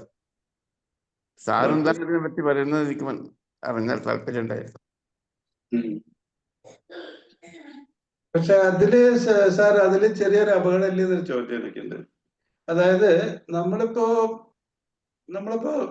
കുഞ്ഞിനെ ശ്രദ്ധിക്കുന്ന സമയം അതിനേക്കാൾ അധികം ഉണ്ട് ശ്രദ്ധിക്കാത്ത സമയം. ശ്രദ്ധിക്കാന്ന് പറഞ്ഞാൽ ശ്രദ്ധിക്കുന്നുണ്ട്, പക്ഷെ എങ്കിൽ കൂടിയിട്ട് 24 മണിക്കൂറും നമ്മൾ കുഞ്ഞിനെ, പക്ഷെ അല്ല അതങ്ങനെ അതുപോലെ ശ്രദ്ധിക്കില്ലല്ലോ. ശരിക്കും അങ്ങനെ ശ്രദ്ധിക്കില്ലല്ലോ. മനസ്സ് ശ്രദ്ധ എപ്പോഴും വിട്ടുകൊടുക്കാൻ പറ്റില്ലല്ലോ. അപ്പൊ നമ്മള് സ്വാഭാവികമായിട്ട് നമ്മുടെ ജീവിതങ്ങൾ മുന്നോട്ട് പോകണം. അപ്പൊ ആ മുന്നോട്ട് പോകുന്ന സമയത്ത് നമ്മുടേതായിട്ടുള്ള സംസാരം അത് കുഞ്ഞിന് വേണ്ടിയിട്ട് ഒഴിവാക്കണോ എന്ന് എനിക്കറിയില്ല. അത് ഞാൻ പറഞ്ഞു കഴിഞ്ഞു. ഒരു പ്രധാനപ്പെട്ട ഒരു കാര്യം പറഞ്ഞു. കുഞ്ഞിനോട് സംസാരിക്കുമ്പോൾ വളരെ ലഘുവായിട്ടും വ്യക്തമായിട്ടും സംസാരിക്കാം. അപ്പൊ സാർ പറഞ്ഞ കാര്യം ശരി തന്നെ, അത് എടുക്കാം നമുക്ക്. നമ്മള് ചില രീതിയിൽ നല്ല പറ്റുമെങ്കിൽ സാർ പറഞ്ഞത് നല്ല കാര്യമാണ്. പക്ഷെ ആ പറയുന്നത് ലഘുവായിരിക്കണം. വളരെ ലഘു എന്ന് പറയുമ്പോൾ സിമ്പിൾ കാര്യങ്ങളെ പറയാവുള്ളൂ എന്നുള്ളതാണ്. നമ്മൾ കുഞ്ഞിനെ ആദ്യം തൊട്ടിട്ട് സംസാരമല്ല, സംസ്കാരം ആദ്യം ഇപ്പൊ നമുക്ക് സംസാരമാണ് പഠിക്കേണ്ടത്, എന്നിട്ട് സംസ്കാരം എന്നുള്ളത് ആണെങ്കിൽ തന്നെ സാറ് പറഞ്ഞതിൽ പോയിന്റ് ഇല്ലാന്ന് ഞാൻ പറയുന്നില്ല. പക്ഷെ അത് സിമ്പിൾ ആയിട്ടുള്ള കാര്യങ്ങളെ ഉണ്ടാവാൻ പാടുള്ളൂ, അത് വ്യക്തമായിട്ടുള്ള കാര്യങ്ങളെ ഉണ്ടാവാൻ പാടുള്ളൂ എന്നാണ് എനിക്ക് പറയാറുള്ളത്. സാറ് പറഞ്ഞത് കറക്റ്റ് തന്നെയാണ്. ചിലപ്പോൾ മോശമായുള്ള വാക്കുകൾ അത് ഇതൊക്കെ ഉണ്ടെങ്കിൽ നമ്മൾ കുഞ്ഞിന്റെ അടുത്ത് അത് ഒഴിവാക്കുക തന്നെയാണ് വേണ്ടത്. ഇനി ആർക്കെങ്കിലും കോൺട്രിബ്യൂട്ട് ചെയ്യാണ്ടോ? സാറേ, ഞാനോട് പറയട്ടെ, ഈ മലബാർ ഭാഗങ്ങളിലുള്ള ആളുകളുടെ സംസാരവും തിരുകൊച്ചി ഭാഗങ്ങളിലുള്ള ഭാഷാ പ്രയോഗവും ഒരുപാട് വ്യത്യാസങ്ങളുണ്ട്. തിരുകൊച്ചി ഭാഗങ്ങളിലുള്ള നല്ല ഭാഷാശുദ്ധിയോടുകൂടിയാണ് എല്ലാവരും സംസാരിക്കുക. ഈ മലബാർ ഭാഗങ്ങളിൽ വലുതായി കഴിഞ്ഞാൽ തന്നെ ഭാഷാശുദ്ധി തീരെയില്ല. ഉപയോഗിക്കുന്ന വാക്കുകൾ മലയാളവുമായിട്ടൊരു ബന്ധമില്ലാത്ത വാക്കുകൾ ഉപയോഗിക്കുന്നുണ്ട്. അപ്പൊ കുട്ടികൾക്ക് ചെറുപ്രായത്തിൽ തന്നെ അവർക്ക് നല്ല വാക്കുകൾ ഉപയോഗിച്ചുകൊണ്ട് വളർത്തുകയല്ലേ നല്ലത് സർ. അതെനിക്കിങ്ങനെ തോന്നുന്ന ഒരു അഭിപ്രായമാണ്. സാറിന്റെ അഭിപ്രായം എന്താണ്? കാര്യം ശരിയാണ്. പക്ഷെ എന്താ പറ്റുമോ പേരൻസിനത്? അതിപ്പോ പേരൻസിന് പറ്റുമെങ്കിലും നല്ലത് തന്നെ. അത് അതേ പറഞ്ഞ നമ്മളിപ്പോ സംസാരമാണ് കുഞ്ഞു തുടങ്ങുന്നത്. അതാണ് ലാംഗ്വേജ് ഡെവലപ്മെന്റ്, സംസാരിക്കാൻ തുടങ്ങുന്നത്. പക്ഷെ സംസാരത്തിന് മുന്നേ സംസ്കാരം വേണം എന്ന് പറയുമ്പോ ഞാൻ ആദ്യം തുടക്കത്തിൽ പറഞ്ഞിട്ടുണ്ടായിരുന്നു, കോംപ്രിഹെൻഷനും ഇന്റേണൽ കഴിവും, ആന്തരികമായുള്ള കഴിവും ധാരണയും, ഇത് രണ്ടും കൂടി മിക്സപ്പ് ആയിട്ടാണ് ഈ സംസാരശേഷി കുഞ്ഞിൽ വരുന്നത്. അപ്പൊ നമ്മളിൽ നിന്ന് കിട്ടുന്ന ഇൻപുട്ടുകൾ നമ്മളിൽ നിന്ന് നമ്മളുടെ സംസാരം കേട്ടിട്ട് കുഞ്ഞ് എപ്പോഴും കേട്ടനുകരിക്കുന്നുണ്ട്. അപ്പൊ കേട്ടനുകരിക്കുമ്പോ അതൊരു കട്ടിയായിട്ടുള്ള സാധനം കുഞ്ഞിന് കൊടുത്തു കഴിഞ്ഞാൽ കുഞ്ഞിന് ദഹിക്കില്ല. അത് ദഹിക്കില്ല. അത് അതിന്റെ ലെവലിലേക്ക് നമ്മൾ ഇറങ്ങി ചെന്നിട്ട് ആ ലെവലിന് എന്തെങ്കിലുമൊക്കെ പറഞ്ഞു കൊടുക്കുക. അത് നല്ലത് തന്നെ ആയിക്കോട്ടെ, അല്ലാതെ ഞാൻ പറയുന്നില്ല. പിന്നെ വേറൊരു കാര്യമുണ്ട്, ഈ തെറ്റി പഠിച്ചു അപ്പോ ആ പ്രായത്തിൽ എന്ന് പറഞ്ഞു കഴിഞ്ഞാൽ അതൊരു കുഴപ്പമില്ല. അത് പിന്നീട് നന്നായിട്ട് വരും. ഈ സ്റ്റേജ് കഴിഞ്ഞാൽ കേട്ടാ, ഈ ഒരു സ്റ്റേജ് കഴിയും. ആ സ്റ്റേജ് ആയിട്ടാണ് കുഞ്ഞിന്റെ വികസനം വരുന്നത്. അപ്പൊ ഒരു സ്റ്റേജ് കഴിഞ്ഞാൽ ഇങ്ങനത്തെ തെറ്റുകളെ തന്നെ തിരുത്തി പോകും. നമ്മള് നേരത്തെ ഒരു കാര്യം പറയണ്ടായല്ലോ, ഒരു കുഞ്ഞായ മാഷാണ് എന്നോട് പറഞ്ഞിട്ടുണ്ടായിരുന്നത്. അതിന് കുഞ്ഞായ മാഷ് ഇപ്പൊ ഉണ്ടല്ലോ, കുഞ്ഞായ മാഷ് ഉണ്ട്. അതിന് മുന്നത്തെ ക്ലാസ്സിൽ ഞാനത് വ്യക്തമാക്കിയിട്ടുണ്ടായിരുന്നു. അത് ഒരു മോശം ഭാഗത്ത് എപ്പോഴും കൈ വയ്ക്കുക, അങ്ങനത്തെ കുഞ്ഞുങ്ങള്, അങ്ങനത്തെ ഒരു ഘട്ടത്തിലാണ് അത് കാണിക്കുന്നത്. അങ്ങനെ അത് ഞാൻ അതിന് ഇംഗ്ലീഷ് വേർഡും പറഞ്ഞിട്ടുണ്ടായിരുന്നു, പ്രൈമറി സർക്കുലർ റിയാക്ഷൻ. അത് റിഫ്ലക്സിന് ശേഷം റിഫ്ലക്സീവ് സ്കീമ എന്ന് പറഞ്ഞാൽ ഈ കുഞ്ഞിന്റെ ബുദ്ധി, അറിവൊക്കെ വികസിക്കണം. ആ വികസിക്കുന്ന സ്റ്റേജില് അതൊരു പ്രത്യേക അതിന്റെ ഒരു പ്രത്യേക കൈ ഒരു പ്രത്യേക സ്ഥലത്ത് കൊണ്ടുവച്ചപ്പോ അതിന് ഇത്തിരി സന്തോഷം തോന്നി. അപ്പൊ അത് ആവർത്തിക്കുന്നു. അതാണ് അത് ചെയ്തുകൊണ്ടിരിക്കുന്നത്. അത് പ്രൈമറി. അതിന്റെ ഘട്ടം, അതിപ്പോ ഒരു 1-2 മാസം കഴിഞ്ഞു കഴിഞ്ഞാൽ അതങ്ങ് മാറിയിട്ട് മറ്റുള്ളവരുടെ കൂടി എൻവയോൺമെന്റും കൂടി പരിഗണിച്ചിട്ട് എല്ലാം മനസ്സിലാക്കിയിട്ട് അത് തിരുത്തുന്ന ഒരു ഘട്ടം അതിനുണ്ട്. ആ ഘട്ടത്തിൽ അത് സ്വയം തിരുത്തും. പക്ഷെ നമ്മൾ ആ ഘട്ടത്തിൽ എത്താത്ത കുഞ്ഞിനെ രണ്ടാമത്തെ ഘട്ടത്തിലെ പോലെ കുഞ്ഞ് പെരുമാറണം എന്ന് ആഗ്രഹിച്ചു കഴിഞ്ഞാൽ നമ്മൾ പരമ്പര വിട്ടികളാവും. അതിന്റെ ആവശ്യമില്ല. കുഞ്ഞിത് അറിയാതെയാണ് ചെയ്യുന്നത്. അറിയാതെ ചെയ്യുന്ന ഘട്ടം കഴിഞ്ഞിട്ട് അറിഞ്ഞുകൊണ്ട് ചെയ്യുന്ന ഒരു ഘട്ടമുണ്ട്. അതുപോലെ തന്നെ ചുറ്റുപാടുകളെ മനസ്സിലാക്കി ചെയ്യുന്ന ഒരു ഘട്ടമുണ്ട്. അതാണ് സെക്കൻഡറി സർക്കുലർ റിയാക്ഷൻ എന്നൊക്കെ ഇംഗ്ലീഷിൽ ഞാൻ പറഞ്ഞത്. ഇംഗ്ലീഷിൽ വാക്കിന്റെ അതൊന്നും നോക്കണ്ട. ഇത് ഇത്രയേ ഉള്ളൂ. ആദ്യത്തെ ഘട്ടത്തിൽ കുഞ്ഞ് മനസ്സിലാക്കാതെയാണ് ചെയ്യുന്നത്.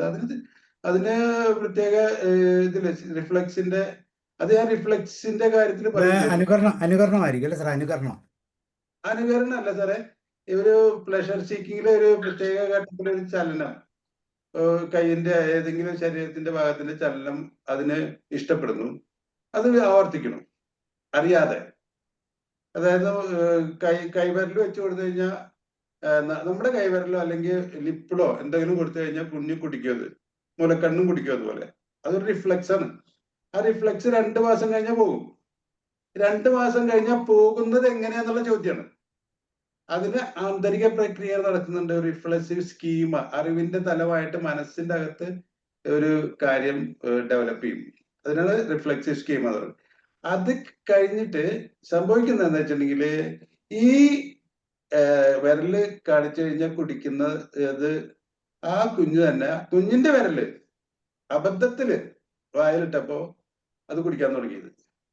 അപ്പൊ അത് ഇഷ്ടപ്പെടുന്ന കാര്യമായി മാറി. അപ്പൊ അത് ഇഷ്ടപ്പെടുന്ന കാര്യം അത് ആവർത്തിക്കണം. അതായത് അവന്റെ കൈവിരലോ അല്ലെങ്കിൽ അവളുടെ കൈവിരലോ അല്ലെങ്കിൽ കാൽവിരലോ കുടിക്കും കുഞ്ഞ്. ഇതിന് പ്രൈമറി സർക്കുലർ റിയാക്ഷൻ എന്ന് പറയും. അതുപോലെ തന്നെയാണ് ശരീരത്തിന്റെ പ്രത്യേക ഏതെങ്കിലും ഭാഗങ്ങളിൽ അങ്ങനെ കുഞ്ഞ് ആ ചെയ്യുന്ന പ്രവൃത്തി ആവർത്തിക്കുന്നത്. ഇത് രണ്ടാമത്തെ സ്റ്റേജ് എത്തി. 1-2 മാസം കഴിഞ്ഞ് കഴിഞ്ഞാൽ തന്നെ നിൽക്കും. ആ രണ്ടാമത്തെ സ്റ്റേജിൽ കുഞ്ഞിത് അറിഞ്ഞും കൊണ്ട് ചെയ്യും. ആദ്യം ചെയ്യുന്ന അറിയാതെയാണ് ചെയ്യുന്നത്. ആ സമയത്ത് നമ്മൾ നിയന്ത്രിക്കാൻ നോക്കിയിട്ട് ഒരു കാര്യമില്ല. നമ്മൾ നിയന്ത്രിക്കാതിന്റെ കാര്യമില്ല. റിഫ്ലക്സുകൾ എങ്ങനെയാണ് കുഞ്ഞിനില്ലാതെ, അതുപോലെ തന്നെ ഇതും സ്വയം ഇല്ലാതെ എന്ന് മനസ്സിലാക്കാനുള്ള അറിവാണ് നമുക്ക് വേണ്ടത്. അതുപോലെ കുഞ്ഞിന്റെ സംസാരത്തിന് സമയത്ത് ലഘുവായിട്ടുള്ള ഇതെന്തെങ്കിലും കാര്യം മോശമായിട്ട് ആ സമയത്തുള്ള കാര്യങ്ങളൊക്കെ അപ്പോ അതൊന്നും മനസ്സിലാക്കുന്നില്ല. അപ്പൊ ഈ ഘട്ടത്തിലല്ല ചെയ്യേണ്ടത്, കുറച്ച് വളർന്നു കഴിഞ്ഞിട്ടാണ് ഇതൊക്കെ കാര്യങ്ങൾ ചെയ്യേണ്ടത് എന്നാണ് എന്റെ അഭിപ്രായം. സാറ് പറഞ്ഞത് കറക്റ്റ് തന്നെ, അതിനെ ഞാൻ അനുകൂലിക്കുക തന്നെയാണ്. അത് അച്ഛനും അമ്മയും മാതാപിതാക്കള് അവര് ചെയ്യേണ്ട കാര്യമാണ്. അവര് നന്നാക്കണം. അവര് നന്നാക്കി കഴിഞ്ഞാലാണ് കുഞ്ഞു നന്നാവുള്ളൂ. അതാണ് സത്യം. അവരെങ്ങനെ പെരുമാറുന്നു അതാണ് കുഞ്ഞ് അനുകരിക്കുന്നത്. അവര് നല്ല ഭാഷ സംസാരിക്കുന്നെങ്കിൽ ആ ഭാഷ തന്നെയാണ് കുഞ്ഞ് പഠിക്കുക. അത് ഞാൻ പറയുകയാണെങ്കിൽ വിവാഹത്തിന് മുന്നേ ചെയ്യേണ്ട കാര്യമാണ്. കുഞ്ഞ് പറഞ്ഞതിന്റെ ശേഷം ചെയ്യേണ്ട കാര്യമില്ല. അത് കുഞ്ഞിനെ അങ്ങനെയല്ല ബന്ധപ്പെടുത്താൻ ചെയ്യേണ്ടത്. അത് ആ സംസ്കാരം, ആ ഒരു നല്ല ഭാഷ, അവരുടെ നല്ല ഭാഷയിൽ സംസാരിക്കുക എന്ന് പറയുന്നത് സംസ്കാരമാണ്. ആ സംസ്കാരം അവര് നേരത്തെ തന്നെ ഒരുപക്ഷെ വിവാഹം കഴിക്കുന്നതിന് മുന്നേ അല്ലെങ്കിൽ വിവാഹം കഴിച്ച് അങ്ങനെയൊക്കെ കുഞ്ഞുണ്ടാവുന്നതിന് മുന്നേ തന്നെ അവർ ശീലിക്കേണ്ട വിഷയമാണെന്നുള്ള എനിക്കറിയാനുള്ളത്. ക്ലിയർ ആയിരിക്കും വിചാരിക്കുന്നു അല്ലേ? ഇനി എനിക്ക് പറയാനുള്ളത് ഒരു ചെറിയ സബ്ജക്റ്റും കൂടി ഉണ്ട്. അത് ഇന്ന് തീർക്കണം. നമുക്ക് ഈ അച്ചടക്ക രീതികളാണ് ചെയ്യേണ്ടത്. ഈ 2 വയസ്സായുള്ള കുട്ടികളെ എന്തെങ്കിലും കുഴപ്പങ്ങൾ ഇപ്പൊ കുഞ്ഞായി മാഷ് പറഞ്ഞ കാര്യം ഒരു അച്ചടക്ക രീതിയുടെ കാര്യം തന്നെയാണ് വരുന്നത്. അത് മോശപ്പെട്ട ഭാഗങ്ങളിൽ കുഞ്ഞുങ്ങൾ കൂടുതൽ സമയം ചെയ്യുമ്പോൾ അതൊരു മോശമല്ലേ എന്നുള്ള തോന്നല് വരുന്നത് അതിന്റെ അടിസ്ഥാനമില്ലെന്ന് ഞാൻ പറഞ്ഞു. അതുപോലെ തന്നെയാണ് ഈ അച്ചടക്ക രീതികളുടെ കാര്യം. ഈ 2 വയസ്സ് വരെയുള്ള കുട്ടികളുടെ അടുത്ത് അച്ചടക്ക രീതികൾ ഒരു തരത്തിലും അവരെ വാക്കുകൾക്ക് അതീതമായി പോലും ദ്രോഹിക്കുന്ന രീതിയിൽ ഉണ്ടാവരുത്, ഒരിക്കലും ഉണ്ടാവരുത്. അതൊക്കെ വളരെ വലിയ ദോഷം ചെയ്യുന്ന കാര്യമാണ്. അടിക്കുക പിടിക്കുക അതുപോലെ അങ്ങനത്തെ കാര്യങ്ങളൊന്നും ഒരിക്കലും ഉണ്ടാവരുത് എന്നുള്ള കാര്യം പ്രത്യേകിച്ച് പറയേണ്ട കാര്യമൊന്നുമില്ല. അതൊക്കെ വളരെ വലിയ ദോഷം ചെയ്യുന്ന കാര്യമാണ്. എന്താണ് മനസ്സിലാക്കേണ്ടത്? ഈ അച്ചടക്ക രീതിയിൽ 3 കാര്യങ്ങൾ പറയുന്നുണ്ട്. 1, 2, 3 magic, incredible years, PPP positive parenting programme. ഇങ്ങനെ 2-3 കാര്യം പറയുന്നുണ്ട്. ഇതൊക്കെ ഇന്നത്തെ കാലത്തെ ആധുനിക മനഃശാസ്ത്രം കണ്ടെത്തിയിട്ടുള്ള നല്ല രീതികളാണ്. ഇതൊക്കെ വേണമെങ്കിൽ നമുക്ക് ചെയ്യാവുന്നുള്ളൂ. പക്ഷെ എന്തിന്റെ അടിസ്ഥാനം എന്താണെന്ന് പറഞ്ഞിട്ടുണ്ടെങ്കിൽ വാക്കുകൾക്ക് അതീതമായി പോലും നോൺ വെർബൽ സിഗ്നൽസ് വഴി, നോൺ വെർബൽ ക്യൂസ് വഴി പോലും കുഞ്ഞിന് മോശമായിട്ടുള്ള ഒരു കാര്യം കുഞ്ഞിന്റെ മനസ്സിലെത്താത്ത രീതിയിൽ വേണം കുഞ്ഞിനെ കൈകാര്യം ചെയ്യേണ്ടത് എന്നാണ് മനസ്സിലാക്കേണ്ടത്. അതിലാണ് ഏറ്റവും അധികം ശ്രദ്ധ വേണ്ടത്. ഞാൻ വേണമെങ്കിൽ ഈ 1, 2, 3 മാജിക് എങ്ങനെയാണെന്ന് പറയാം. ചെറിയ രീതിയിൽ കുഞ്ഞിനെ 2 വയസ്സിന് ശേഷം 2 വയസ്സുള്ള കാര്യങ്ങളാണ് ഞാൻ പറഞ്ഞത്. അത് 2 വയസ്സാകുമ്പോ ഏകദേശം നമ്മൾ ചില കാര്യങ്ങളൊക്കെ അച്ചടക്കത്തോടു കൂടി വളർത്തുന്നത്. കുഞ്ഞിനെ അച്ചടക്കത്തോടു കൂടി വളർത്തുക എന്ന് പറയുമ്പോഴാണ് ഞാനൊരു കാര്യം ചോദിക്കുന്നത്. ഈ അമ്മമാരില്ലേ എന്നെ കേൾക്കുന്നത്? കുഞ്ഞിന് 16 മണിക്കൂർ ഓളം കുഞ്ഞ് ജനിച്ചോടനെ ഉറങ്ങും. എന്നിട്ട് 9 മണിക്കൂറിലെങ്കിലും ഉറങ്ങിയിട്ടില്ലെങ്കിൽ അതിന് ഡോക്ടറെ കാണിക്കണം നമ്മൾ പഠിച്ചു മനസ്സിലാക്കി കഴിഞ്ഞു. പക്ഷേ ഇതല്ലല്ലോ കുഞ്ഞിന് വളർന്നു വരുമ്പോഴുള്ള അവസ്ഥ വരുന്നത്. വളർന്നു വരുമ്പോ കുഞ്ഞ് നമ്മളെ പോലെ ഉറങ്ങുന്നത് ആ രീതിയിൽ വരും. അതിന്റെ കാലഘട്ടം ഏതാ? ഏതെങ്കിലും അമ്മമാരെന്ന് പറയോ രാത്രി സമയത്ത് മാത്രം ഉറങ്ങുന്നത് അല്ലെ? നമ്മൾ ഉണരുമ്പോ ഉണരുക, നമ്മൾ ഉറങ്ങുമ്പോ ഉറങ്ങുക, അതുപോലെയൊക്കെ ആയിട്ട് ആ കാലഘട്ടത്തിലേക്ക് കുഞ്ഞ് എപ്പോഴാണ് എത്തുക എന്ന് ആരെങ്കിലും ഒന്ന് പറയാവോ? ഏതെങ്കിലും അമ്മമാരെന്ന് പറയാവോ? ഏത് പ്രായത്തിലാണ് ഈ ഘട്ടത്തിൽ എത്തുക? കുഞ്ഞിന്റെ ഉറക്കം മുതിർന്നവരെ പോലെ ആകുന്നത് എപ്പോഴാണെന്ന ചോദ്യം. ആരെങ്കിലും ഒന്ന് ഫീഡ്ബാക്ക്. ഇത് നമ്മളെന്തെങ്കിലും ഇതിന് ട്രെയിനിങ് കൊടുക്കാനുണ്ടാവും. സ്ലീപ്പ് ട്രെയിനിങ് സ്വാഭാവികമാണെന്നാണ്. സ്വാഭാവികമാകണോ? അതോ പാശ്ചാത്യ രാജ്യങ്ങളിലൊക്കെ സ്ലീപ്പ് ട്രെയിനിങ് ഉണ്ട്. സ്ലീപ്പ് ട്രെയിനിങ് പാശ്ചാത്യ രാജ്യങ്ങളിലുണ്ട്. അത് ഉണ്ട്, പലരും അവരൊക്കെ ചെയ്യുന്നുണ്ട്. പക്ഷെ നമ്മളതൊന്നും ചെയ്യുന്നില്ല ഒന്നും. പക്ഷെ അത് സ്വാഭാവികമായിട്ട് തുടങ്ങുകയിൽ തന്നെ അതിനെ പ്രോത്സാഹിപ്പിക്കാനായിട്ട് നമുക്ക് നല്ല രീതിയിൽ പലതൊക്കെ ചെയ്യാവുന്നുള്ളൂ. പക്ഷെ സാധാരണഗതിയിൽ നമ്മുടെ ഇതിൽ ഏത് പ്രായത്തിലാണെന്ന് ആർക്കെങ്കിലും കോൺട്രിബ്യൂട്ട് ചെയ്യാവോ? 3 വയസ്സിന് ശേഷമാണ് സാർ. 3-നും 5-നും ഇടയിലൊക്കെ. 3 വയസ്സിന് ശേഷം. 3 3 വയസ്സിന് ശേഷം 5 വയസ്സിനുള്ളില് കുട്ടികളുടെ ഉറക്കം നോർമലാകും. 3 വയസ്സിന് ശേഷമാണോ മാം? ഒന്നുകൂടി ആലോചിച്ചു മാം. അതിന്റെ മുന്നേ ആവില്ലേ? ഞാൻ ചോദിക്കട്ടെ, ഇപ്പൊ ആ സ്റ്റേജിൽ എത്തിയ കുഞ്ഞ് എത്ര മണിക്കൂർ ഉറങ്ങണം? ഒരു കുഞ്ഞ് കുഞ്ഞുങ്ങളെന്ന് പറയുമ്പോ 21 വയസ്സ് വരെ കുഞ്ഞാണ്, കുട്ടികളാണ്. മണിക്കൂർ ഇങ്ങനെ കുറഞ്ഞോണ്ടിരിക്കുവല്ലേ സാർ? അതെ, കുറഞ്ഞു. 16 മണിക്കൂർ ആണ് ജനിച്ച ഉടനെ കുഞ്ഞ് ഉറങ്ങുക. ഓക്കെ, 2 വയസ്സാകുമ്പോഴത്തേനും അത് 14 മണിക്കൂർ ആകത്തില്ലേ? 2 വയസ്സാകുമ്പോ എത്രയും 14 വരുന്നില്ലേ? 14 താഴെ. 2 വയസ്സാകുമ്പോഴേക്ക് അല്ല, ഞാൻ ചോദിച്ചത് എത്ര മണിക്കൂർ ഇപ്പൊ അത് കുഞ്ഞു ശരിക്കും നോർമൽ ആയി കഴിഞ്ഞാൽ എത്ര ഉറങ്ങണം ഒരു കുഞ്ഞുങ്ങള്? 8-10 മണിക്കൂർ. 8 പോരാ, 10 തന്നെ വേണം. 10 മണിക്കൂർ. 8നും 10നും ഉള്ളില്. ഇല്ല 8 പറ്റില്ല, 10 തന്നെ ഉറങ്ങണം. 10 മണിക്കൂർ തന്നെ കുട്ടികൾ ഉറങ്ങണം. അവര് ഈ 2 വയസ്സ് വരെ 3 വയസ്സ്, ഞാനത് പറയട്ടെ, 1 വയസ്സിൽ സ്ലീപ്പ് നോർമൽ ആവില്ലേ കുട്ടികളുടെ? ഏകദേശം പകലന്നേരം ഉറങ്ങുന്നുണ്ടല്ലോ. ഏഹ് പകല് കുറച്ച് ഉറങ്ങുന്നുണ്ടല്ലോ. കുറച്ചേ ഉണ്ടാവുള്ളൂ. അല്ല, ഏകദേശം പകല് ഉറങ്ങുന്നുണ്ട്. അത് പകല് ഉറങ്ങുന്നുണ്ട് കുട്ടികള്. അത് കൂട്ടണ്ടേ? അതന്നെ, നമ്മൾ ഉറങ്ങുന്ന 8 മണിക്കൂറല്ലേ ഉണ്ടാവുള്ളത്. അപ്പൊ 2 മണിക്കൂറിനും കൂടുതൽ 1-2 മണിക്കൂറല്ലേ ഉറങ്ങുണ്ടാവുള്ളൂ. എനിക്ക് തോന്നുന്നത് 1 വയസ്സാവുമ്പോ, എനിക്ക് തോന്നുന്നല്ല, അതാണ് ശരി, 1 വയസ്സാകുമ്പോഴേക്ക് സ്ലീപ്പ് കറക്റ്റ് ആവും. അപ്പോ നമ്മളെത്ര ഈ പാശ്ചാത്യ രാജ്യങ്ങളിലുള്ളത് പോലെ എത്ര സ്ലീപ്പ് ട്രെയിനിങ് നടത്തിയാലും, നമ്മൾ ആ ടോയ്ലറ്റ് ട്രെയിനിങ്ങിന്റെ കാര്യം പറഞ്ഞ പോലെ 1 വയസ്സായി കഴിഞ്ഞാൽ കുഞ്ഞ് സ്വാഭാവികമായിട്ട് ഇങ്ങനെ ആയിക്കോളും. കാരണം അത്രയധികം അനുകരിക്കുന്ന സ്വഭാവമുള്ളതാണ് കുഞ്ഞുങ്ങള് എന്നാണ് മനസ്സിലാക്കേണ്ടത്. അപ്പോ 1 വയസ്സാകുമ്പോൾ അത് തന്നെ ഈ രീതിയിലേക്ക്, അപ്പോഴും 10 മണിക്കൂർ എന്തായാലും കുഞ്ഞുങ്ങൾക്ക് ഉറക്കം അത്യാവശ്യമാണ് എന്ന് മനസ്സിലാക്കണം. Okay okay. പിന്നെന്താണ്?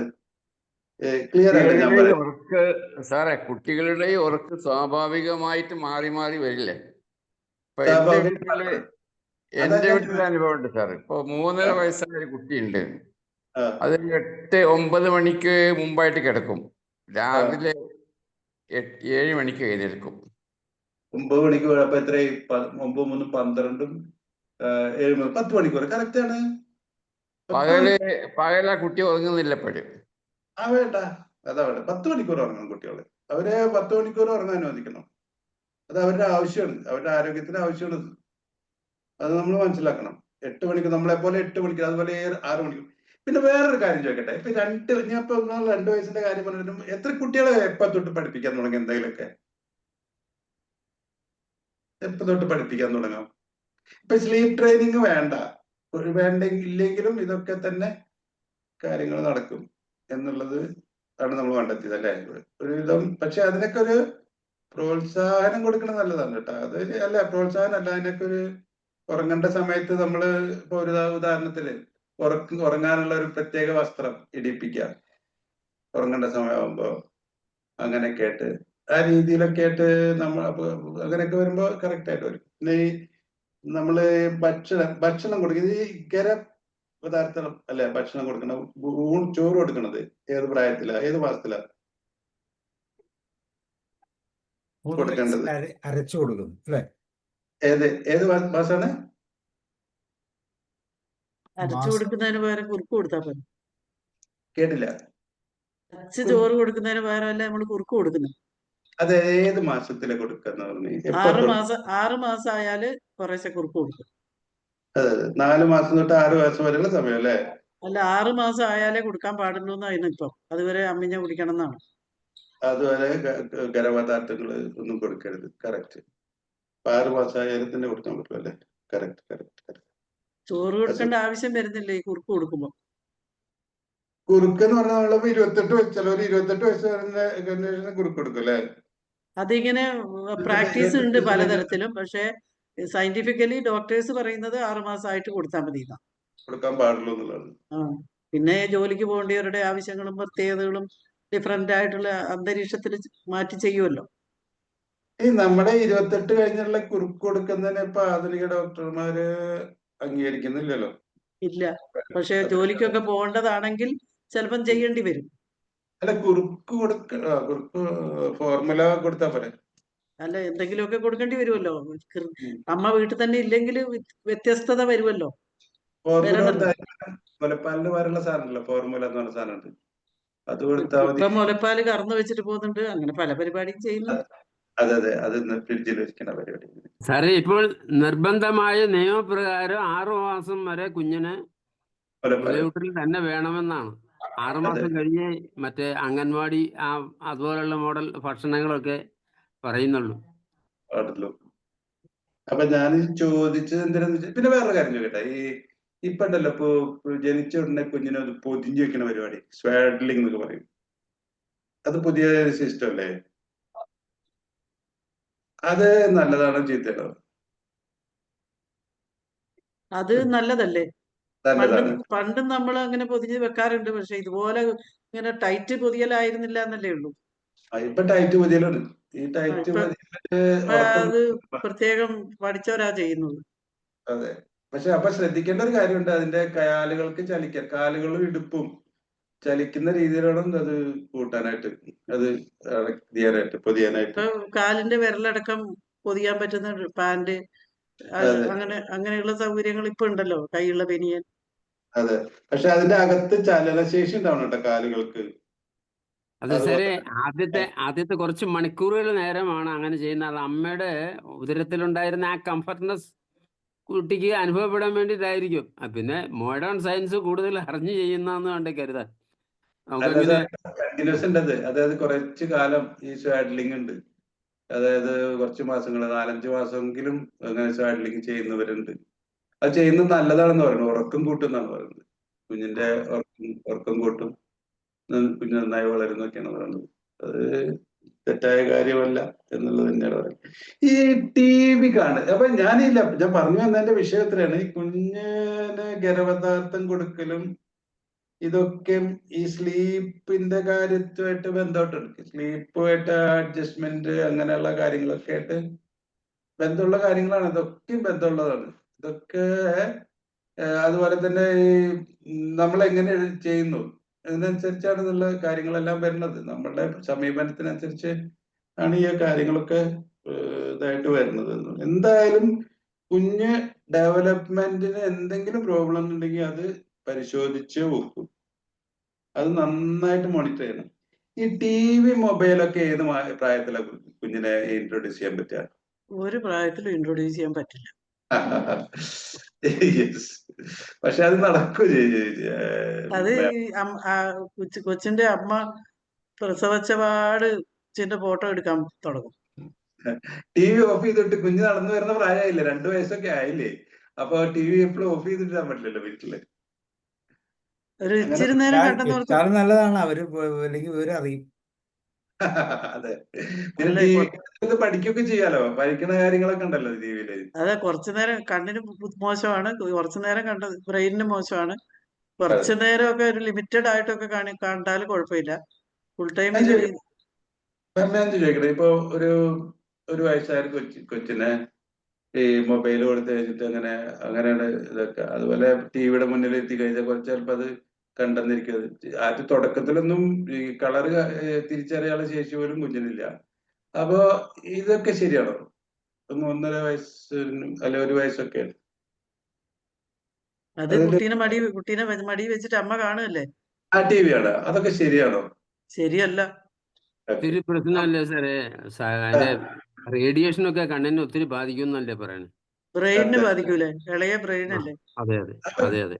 സാർ, എന്റെ ചോദ്യം, ഏത് മാസത്തിലാണ് ഇത് കുറച്ചെങ്കിലൊക്കെ ഇൻട്രൊഡ്യൂസ് ചെയ്യാൻ പറ്റുന്നത്? മടിയിലിരുത്തി TV കണ്ടുകൊണ്ടിരിക്കുക എന്നൊക്കെ പറയുന്നത്. ഞാൻ ഇങ്ങനെ ഈയിടെ വായിച്ചു, 12 വയസ്സ് വരെ 14 വയസ്സ് വരെ ഡെവലപ്ഡ് കൺട്രീസിൽ കുട്ടികൾക്ക് മൊബൈൽ അനുവദനീയമല്ലെന്ന്. അതെ അതെ അതെ. മൊബൈലല്ല, TVയുടെ കാര്യം പറയും. മൊബൈൽ സമ്മതിച്ചു, അത് നമുക്ക് മാനേജ് ചെയ്യാം. TVയുടെ കാര്യം എങ്ങനെ മാനേജ് ചെയ്യും? TV ലിമിറ്റഡ് ടൈമിൽ കാണിക്കാൻ പാടുള്ളൂ. Okay okay okay. ഞാൻ പറയണ 1.5 മാസം കഴിഞ്ഞിട്ട് കുഞ്ഞിനെ കാണിക്കാവുള്ളൂ എന്നുള്ളത്. 1.5 കൊല്ലം കഴിഞ്ഞിട്ട്, 18 മാസം കഴിഞ്ഞിട്ട്. അത് ഫുൾ ടൈം കാണാൻ പറ്റൂല. ഫുൾ ടൈം അത് തന്നെ. അതായത് TVയിൽ നിന്ന് 2 വയസ്സ് വരെ കുട്ടികൾക്ക് ഒന്നും പഠിക്കാൻ പറ്റില്ല, ഒന്നും മനസ്സിലാക്കാൻ പറ്റില്ല. 3 മുതൽ 5 വയസ്സ് വരെ വേണമെങ്കിൽ പഠിക്കാനുള്ള കാര്യങ്ങളൊക്കെ ഉണ്ടെങ്കിൽ പറ്റിയെന്ന് വരിക്കും. കൊച്ചു TV 3 മുതൽ 5 വയസ്സ് വരെ കൊച്ചു TV ഉണ്ടല്ലോ, കൊച്ചു TV അങ്ങനെയൊക്കെ ഉണ്ടെങ്കിൽ ആ രീതിയിൽ കേട്ട് എന്തെങ്കിലും പഠിപ്പിക്കണം എന്നുണ്ടെങ്കിലും ഒക്കെ പറ്റിയെന്ന് വരും. ഓക്കെ. നമുക്കിനി ഈ അച്ചടക്ക രീതിയിൽ കഴിച്ചിട്ട് നമ്മൾ ഈ സെഷനുകൾ കംപ്ലീറ്റ് അങ്ങ് സ്റ്റോപ്പ് ചെയ്താലോ? ഇത് ഇന്നത്തെ ഒരു ലാസ്റ്റ് സെഷൻ ആക്കിയാലോ? അതായത് കുഞ്ഞിനെ അടിക്കാൻ പാടില്ല, ശാരീരിക പീഡനം പാടില്ല എന്നുള്ള കാര്യത്തിൽ ആർക്കും സംശയം വേണ്ട. അത് നിങ്ങൾ എന്താ ഉദ്ദേശിക്കുന്നത് അതൊന്നും നടക്കാൻ പോകുന്നില്ല. കംപ്ലീറ്റ് നെഗറ്റീവ് ആയിട്ടുള്ള ഇഫക്റ്റ് ഉണ്ടാക്കുള്ളൂ. 3 വയസ്സിൽ എന്തെങ്കിലും പെരുമാറ്റ ദൂഷ്യത്തിന് അടിക്കാൻ തുടങ്ങിയ 5 വയസ്സാകുമ്പോ അത് 3 ഇരട്ടിയാവും ആ സ്വഭാവ ദൂഷ്യം. ഒരു സംശയവുമില്ല. തെളിവോടുകൂടി മനഃശാസ്ത്രജ്ഞർ കണ്ടെത്തിയ കാര്യമാണത്. അപ്പൊ ആ വക വിഡ്ഢിത്തം ഉപേക്ഷിക്കാന്നുണ്ട്. തെളിവോടുകൂടി പിന്നെ എന്താ ചെയ്യാൻ പറ്റുക? ഈ 2 വയസ്സായ കുട്ടികൾക്ക് ചില വിക്രിയകളൊക്കെ ഉണ്ടല്ലോ അവരുടെ. അതിപ്പോ എന്ത് ചെയ്യാൻ പറ്റും? പിന്നെ ഇത് മാത്രമല്ല, ഇങ്ങനെ അടിച്ചിട്ട് കുട്ടികളെ നാശാക്കി കഴിഞ്ഞ് അടിച്ച് വളർത്തണം കുട്ടികളെ എന്നൊക്കെ പറയുന്ന ചില അമ്മമാരുണ്ട്. അവരൊക്കെ കാര്യം മനസ്സിലാക്കാത്തവരാ. അവരുടെ രീതി കുഞ്ഞുങ്ങളിൽ അടിച്ചേൽപ്പിക്കാണ്. അവരെ അങ്ങനെയൊക്കെയാണ് വളർത്തിയത്. അപ്പൊ അതാണ് ശരിയെന്ന് ധരിച്ചു വെച്ചിരിക്കുന്നത്. അത് തെറ്റാണ്. അത് തെറ്റാണെന്ന് മനസ്സിലാക്കണം. ഒരു ശാസ്ത്രീയ തെളിവില്ല അടിച്ചു വളർത്തിയ കുട്ടികൾ നന്നായിട്ടുള്ളത്. മറിച്ച് മദ്യാസക്തി ഉണ്ടാക്കും, അല്ലെങ്കിൽ ആത്മഹത്യാ പ്രവണത വളർന്നു കഴിഞ്ഞാൽ കാണിക്കാം. ഇങ്ങനെയൊക്കെ ഉണ്ടാവാൻ സാധ്യത. പിന്നെ എന്ത് ചെയ്യാൻ പറ്റും ചെറിയ പ്രശ്നങ്ങൾക്ക് എന്നുള്ളതാണ്. അതിനാണ് ഞാൻ 3 കാര്യങ്ങൾ ഞാൻ പറഞ്ഞു. അതിൽ 1, 2, 3 മാജിക് കൂടി മാത്രം ഞാനൊന്ന് വളരെ കുറഞ്ഞ സമയം കൊണ്ട് വിശദീകരിക്കാം. അപ്പോ അടിക്കുക, ഭേദ്യം ചെയ്യുക, അതുപോലെ ഉറക്ക അലറുക, ഇതൊന്നും വേണ്ട കുഞ്ഞുങ്ങളുടെ അടുത്ത്. അത് നിങ്ങൾക്ക് തന്നെ, അല്ലെ അച്ഛനും അമ്മയ്ക്കും തന്നെ തിരിച്ചു കിട്ടുന്ന ഒരു ബൂമറാങ് ആയിരിക്കും. വളർന്നു വലുതായി കഴിഞ്ഞാൽ ഇത് തന്നെ ആയിരിക്കും നമ്മുടെ അടുത്ത് അവരും കാണിക്കാൻ സാധ്യത. ശ്രദ്ധ തിരിക്കാൻ പറ്റും സർ. ശ്രദ്ധ തിരിക്കാൻ പറ്റും. ഈ ഒരു പല കാര്യങ്ങളുണ്ട്. ഞാൻ അതിനെക്കുറിച്ച് ഒരു ക്ലാസ് എടുത്തിട്ടുണ്ടായിരുന്നു വളരെ മുൻപ്. യൂട്യൂബിൽ കിടക്കുന്നുണ്ട് എന്റെ വീഡിയോ. കുഞ്ഞുങ്ങളുടെ അച്ചടക്ക രീതികൾ, രക്ഷാകർതൃത്വത്തിന്റെ അച്ചടക്ക രീതികൾ എന്ന് പറഞ്ഞിട്ട് 2 സെഷൻ ഞാൻ എടുത്തിട്ടുണ്ടായിരുന്നു. അതിൽ കിടക്കുന്നുണ്ട്, യൂട്യൂബ് കിടക്കുന്നുണ്ട്. അതിനെക്കുറിച്ച് ഡീറ്റെയിൽ അറിയണമെങ്കിൽ അത് റെഫർ ചെയ്താൽ മതി. അതിൽ വളരെ ഇഗ്നോ പറയുന്ന എല്ലാ കാര്യങ്ങളും അതേപടി ഞാൻ എഴുതിയിട്ടുണ്ട്. അപ്പൊ അതിലും പറഞ്ഞിരിക്കുന്നത് ഇത് തന്നെയാണ്. ഈ സ്പാങ്കിങ്, അതുപോലെ അടിക്കുക, ഇതൊക്കെ വെറും വിഡ്ഢിത്തമാണ്. ഇതൊന്നും ഉദ്ദേശിക്കുന്ന ഫലമല്ല, നെഗറ്റീവ് ഫലം ഉണ്ടാവുക. അപ്പൊ 1, 2, 3 മാജിക് എന്താണ്? ഈ നേരത്തെ നമ്മൾ പറഞ്ഞിട്ടുള്ള 2, 3 കാര്യങ്ങളുണ്ടല്ലോ. ഇതൊക്കെ പറഞ്ഞിട്ടുള്ളത് 1, 2, 3 magic, incredible years, PPP positive parenting programme, ഇതൊക്കെ നേരത്തെ ഞാൻ പറഞ്ഞില്ലേ പോസിറ്റീവ് സൈക്കോളജിയിൽ നിന്നൊക്കെ വരുന്ന കാര്യങ്ങളാണ് ഇതൊക്കെ. ഈ പോസിറ്റീവ് പാരന്റിങ് എന്ന് പറയുന്നത് അതുപോലെ ഈ 2 കാര്യം ഞാൻ പറയുന്നില്ല. അതിന് ഒരു കാര്യം മാത്രം ചെറുതായിട്ട് വിശദീകരിച്ച് നമുക്ക് മനസ്സിലാക്കാം. അതായത് ഈ 1, 2, 3 മാജിക് മാത്രം. എന്താ ഈ 1, 2, 3 മാജിക്? നിസ്സാരമാണത്. ഓക്കെ, കുട്ടിയുടെ ഇരിക്കുമ്പോ അച്ഛനും അമ്മയും സ്ഥിരമായിട്ട് ചെയ്യേണ്ട കാര്യമാണ്. ഓക്കെ, 1, 2, 3 എന്ന് വരെ ഞാൻ എണ്ണും എന്ന് കുഞ്ഞിനോട് പറയാം.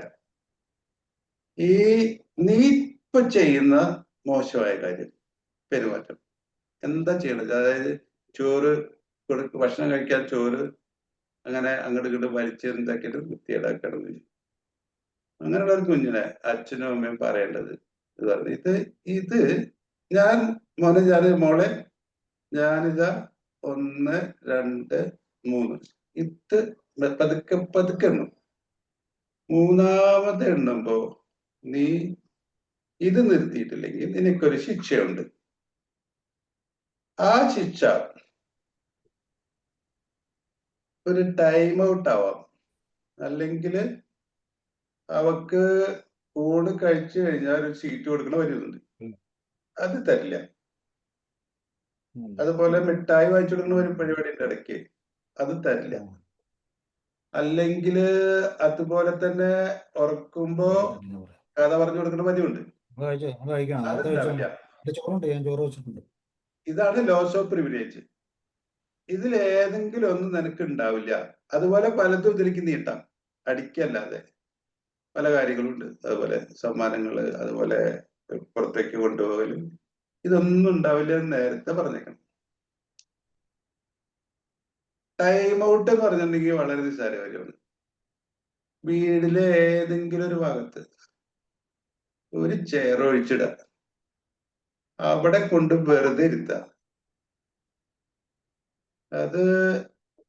അതിനാണ് ടൈം ഔട്ട് എന്ന് പറയുന്നത്. അങ്ങനെ ഇരുത്തിയാൽ മാത്രം മതി.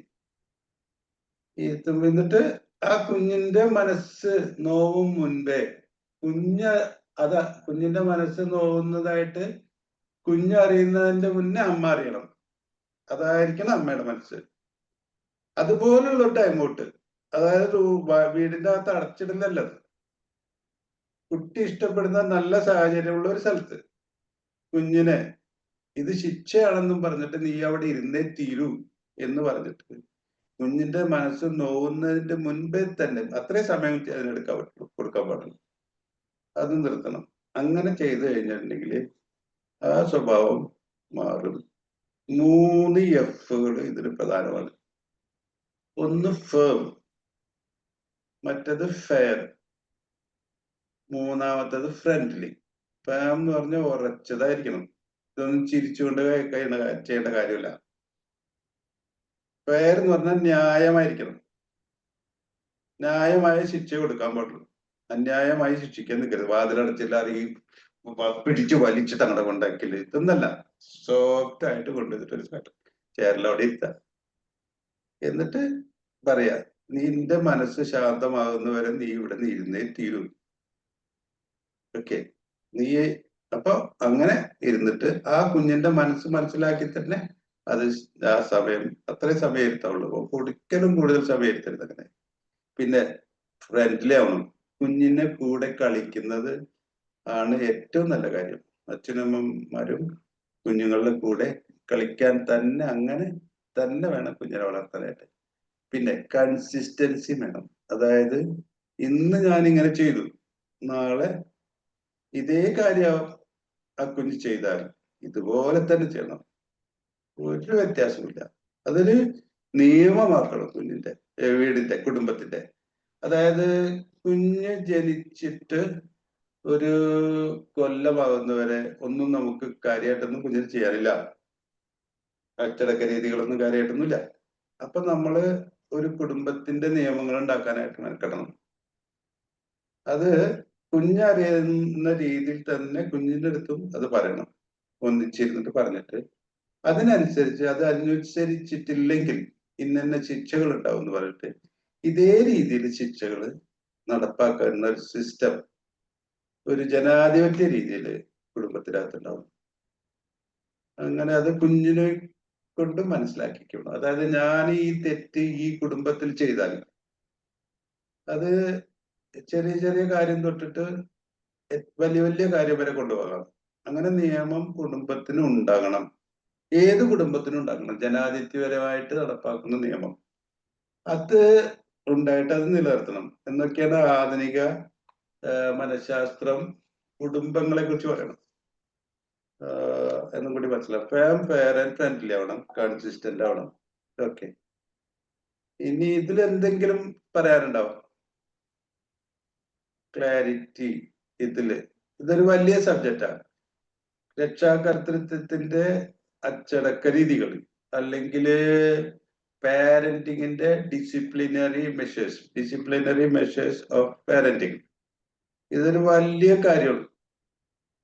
എന്തായാലും അതിന് കോർപ്പോറൽ പണിഷ്മെന്റ് ശരിയല്ല. ലോകത്തിൽ എന്റെ അറിവ് ശരിയാണെങ്കിൽ 54ഓളം രാജ്യങ്ങളില് നിയമപരമായിട്ട് ഇത് നിരോധിച്ചിട്ടുണ്ട്. കോർപ്പോറൽ പണിഷ്മെന്റ് കുട്ടികൾക്ക് കൊടുക്കുകയാണെങ്കിൽ ആ അച്ഛനമ്മമാരെ ശിക്ഷിക്കപ്പെടും. അത് നിയമവിരുദ്ധാണ് 54ഓളം രാജ്യങ്ങളിൽ.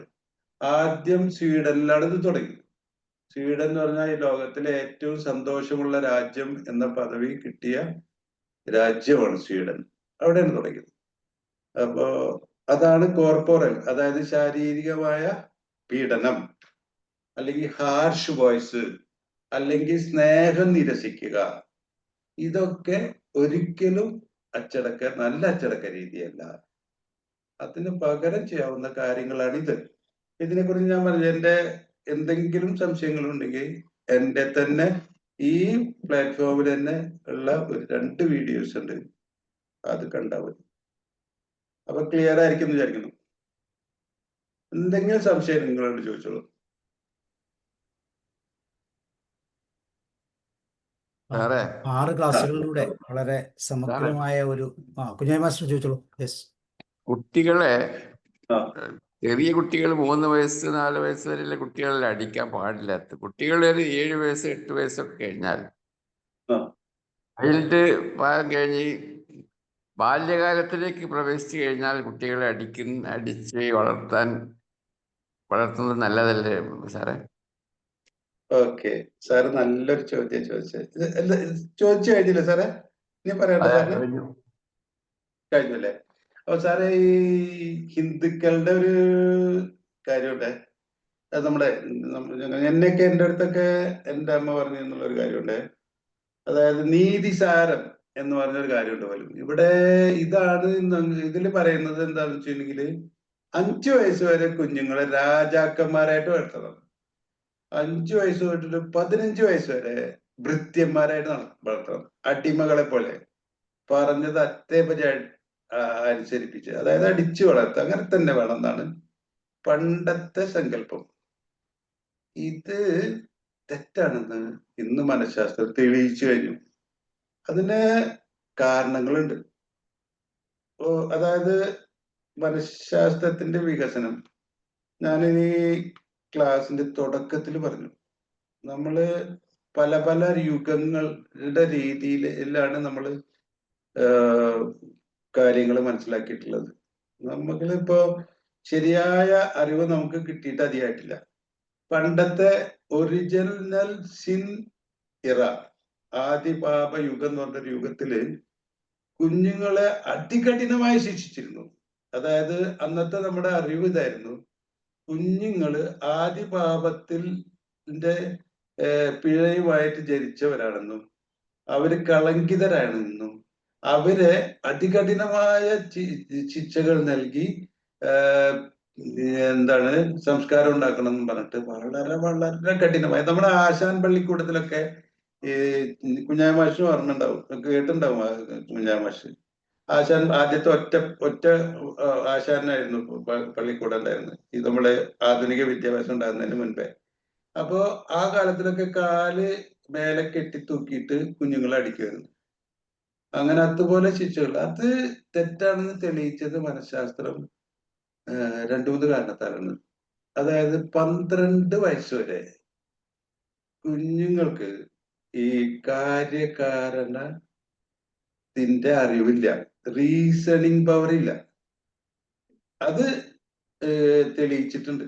അത് മനഃശാസ്ത്രജ്ഞന്മാര് തെളിയിച്ചിട്ടുണ്ട്. അതായത് അതിനുള്ള എക്സ്പെരിമെന്റ് ചെയ്തത് എങ്ങനെയാണെന്ന് വെച്ചിട്ടുണ്ടെങ്കിൽ, ഒരു 2 ബീക്കർ, ഒരു ബീക്കറില് 2 ബീക്കറിലും തുല്യമായിട്ടുള്ള ജലം എടുത്തു. എന്നിട്ട് 7 വയസ്സ് വരും, 7 തൊട്ട് 12 വയസ്സ് വരും 2 സ്റ്റേജുകളാണ്. നമുക്കറിയാം 7 വയസ്സ് എന്ന് പറയുന്നത് UP അല്ലേ, അത് കഴിഞ്ഞിട്ട് ഹൈസ്കൂളില്. ഇത് ഇങ്ങനെ തരം തിരിച്ചിട്ടുണ്ട് നമ്മളെ കുട്ടികളെ പഠിപ്പിക്കുമ്പോൾ. അധ്യാപകരാണെങ്കിൽ അവർക്ക് അറിയാം. സാറ് മാഷല്ലേ, ആ സാറിന് അറിയാലോ. അത് എന്ത് തരം തിരിച്ചതിന് ഒരു കാരണമുണ്ട്, അതിന് മനഃശാസ്ത്രപരമായ കാരണമുണ്ട്. അപ്പൊ 7 വയസ്സിന് താഴെയുള്ള കുട്ടിയുടെ അടുത്ത് നടത്തിയുള്ള ഒരു പരീക്ഷണമാണ്. 2 ബീക്കറില് തുല്യ ലെവലില് വെള്ളം കൊടുത്തു, കാണിച്ചു കുട്ടികളുടെ അടുത്ത്. 7 വയസ്സ്, സാറിപ്പോ മാഷാണെങ്കിൽ 7 വയസ്സ് വരെയുള്ള 7ാം ക്ലാസ് വരെയുള്ള കുട്ടികളുടെ അടുത്ത് ഈ ചോദ്യം ചോദിക്കാം. ഇങ്ങനെ ഈ പരീക്ഷണം അവരോട് ചോദിച്ചു നോക്കുള്ളൂ. അതായത് ഈക്വൽ ആയിട്ടുള്ള ബീക്കറിൽ വെള്ളമുണ്ട്. ഓക്കെ, എന്നിട്ട് ആ ഒരു ബീക്കർ അതിലത്തെ മാറ്റാം, ഒരു ബീക്കർ മാറ്റണ്ട. എന്നിട്ടൊരു നീണ്ട ഒരു പാത്രം എടുക്കുക. മനസ്സിലായില്ലേ? നീല സിലിണ്ട്രിക്കൽ ആയിട്ടുള്ളൊരു വേറൊരു പാത്രം എടുക്കുക. ആ പാത്രത്തില് 2ാമത്തെ ബീക്കറിൽ വെള്ളം ഒഴിക്കുക. അതിന്റെ വ്യാസം കുറവായിരിക്കണം കേട്ടോ. അങ്ങനത്തെ ഒരു സിലിണ്ട്രിക്കൽ വെസലില് ഈ ബീക്കറിലുള്ള വെള്ളം തന്നെ ഒഴിച്ചു കഴിഞ്ഞാല് ഈ ബീക്കറിലെ വെള്ളത്തിന്റെ വിധാനം ഉയർന്നിരിക്കും. അത് ബീക്കറിലല്ല, പിന്നെ ഇതിലെ സിലിണ്ട്രിക്കൽ ആയിട്ടുള്ള പാത്രത്തിലെ വിധാനം ഉയർന്നിരിക്കും. അപ്പൊ കുഞ്ഞിനോട് ചോദിക്കാം, ഈ ബീക്കറിലെയും ഈ സിലിണ്ടറിലും ഉള്ള വെള്ളം തുല്യമാണെന്ന് വെച്ച് കഴിഞ്ഞാൽ കുഞ്ഞു പറയും സിലിണ്ടറിലെ വെള്ളമാണ് കൂടുതലെന്ന്. നേരത്തെ കണ്ടത് കുഞ്ഞു മറക്കും. നേരത്തെ ബീക്കറിൽ തുല്യമായി കാണിച്ചു കൊടുത്ത വെള്ളമാണ് തിരിച്ചിങ്ങനെ കാണിച്ചപ്പോ കുഞ്ഞു പറയണത് സിലിണ്ടറിലാണ് വെള്ളം കൂടുതൽ. എല്ലാ കുഞ്ഞുങ്ങളും ഇങ്ങനെയാ. എന്തുകൊണ്ട് ഇങ്ങനെ? അതായത് കുഞ്ഞിന് റീസണിങ് പവർ ഇല്ല, യുക്തി. കുഞ്ഞ് അപ്പൊ അറിയുന്ന ഒരേ ഒരു കാര്യമുള്ളൂ, പരിണത ഫലത്തെ കുറിച്ചുള്ള അറിവുള്ളൂ. കോൺസിക്വൻസിനെ കുറിച്ചുള്ള അറിവ് മാത്രമേ കുഞ്ഞിനുള്ളൂ.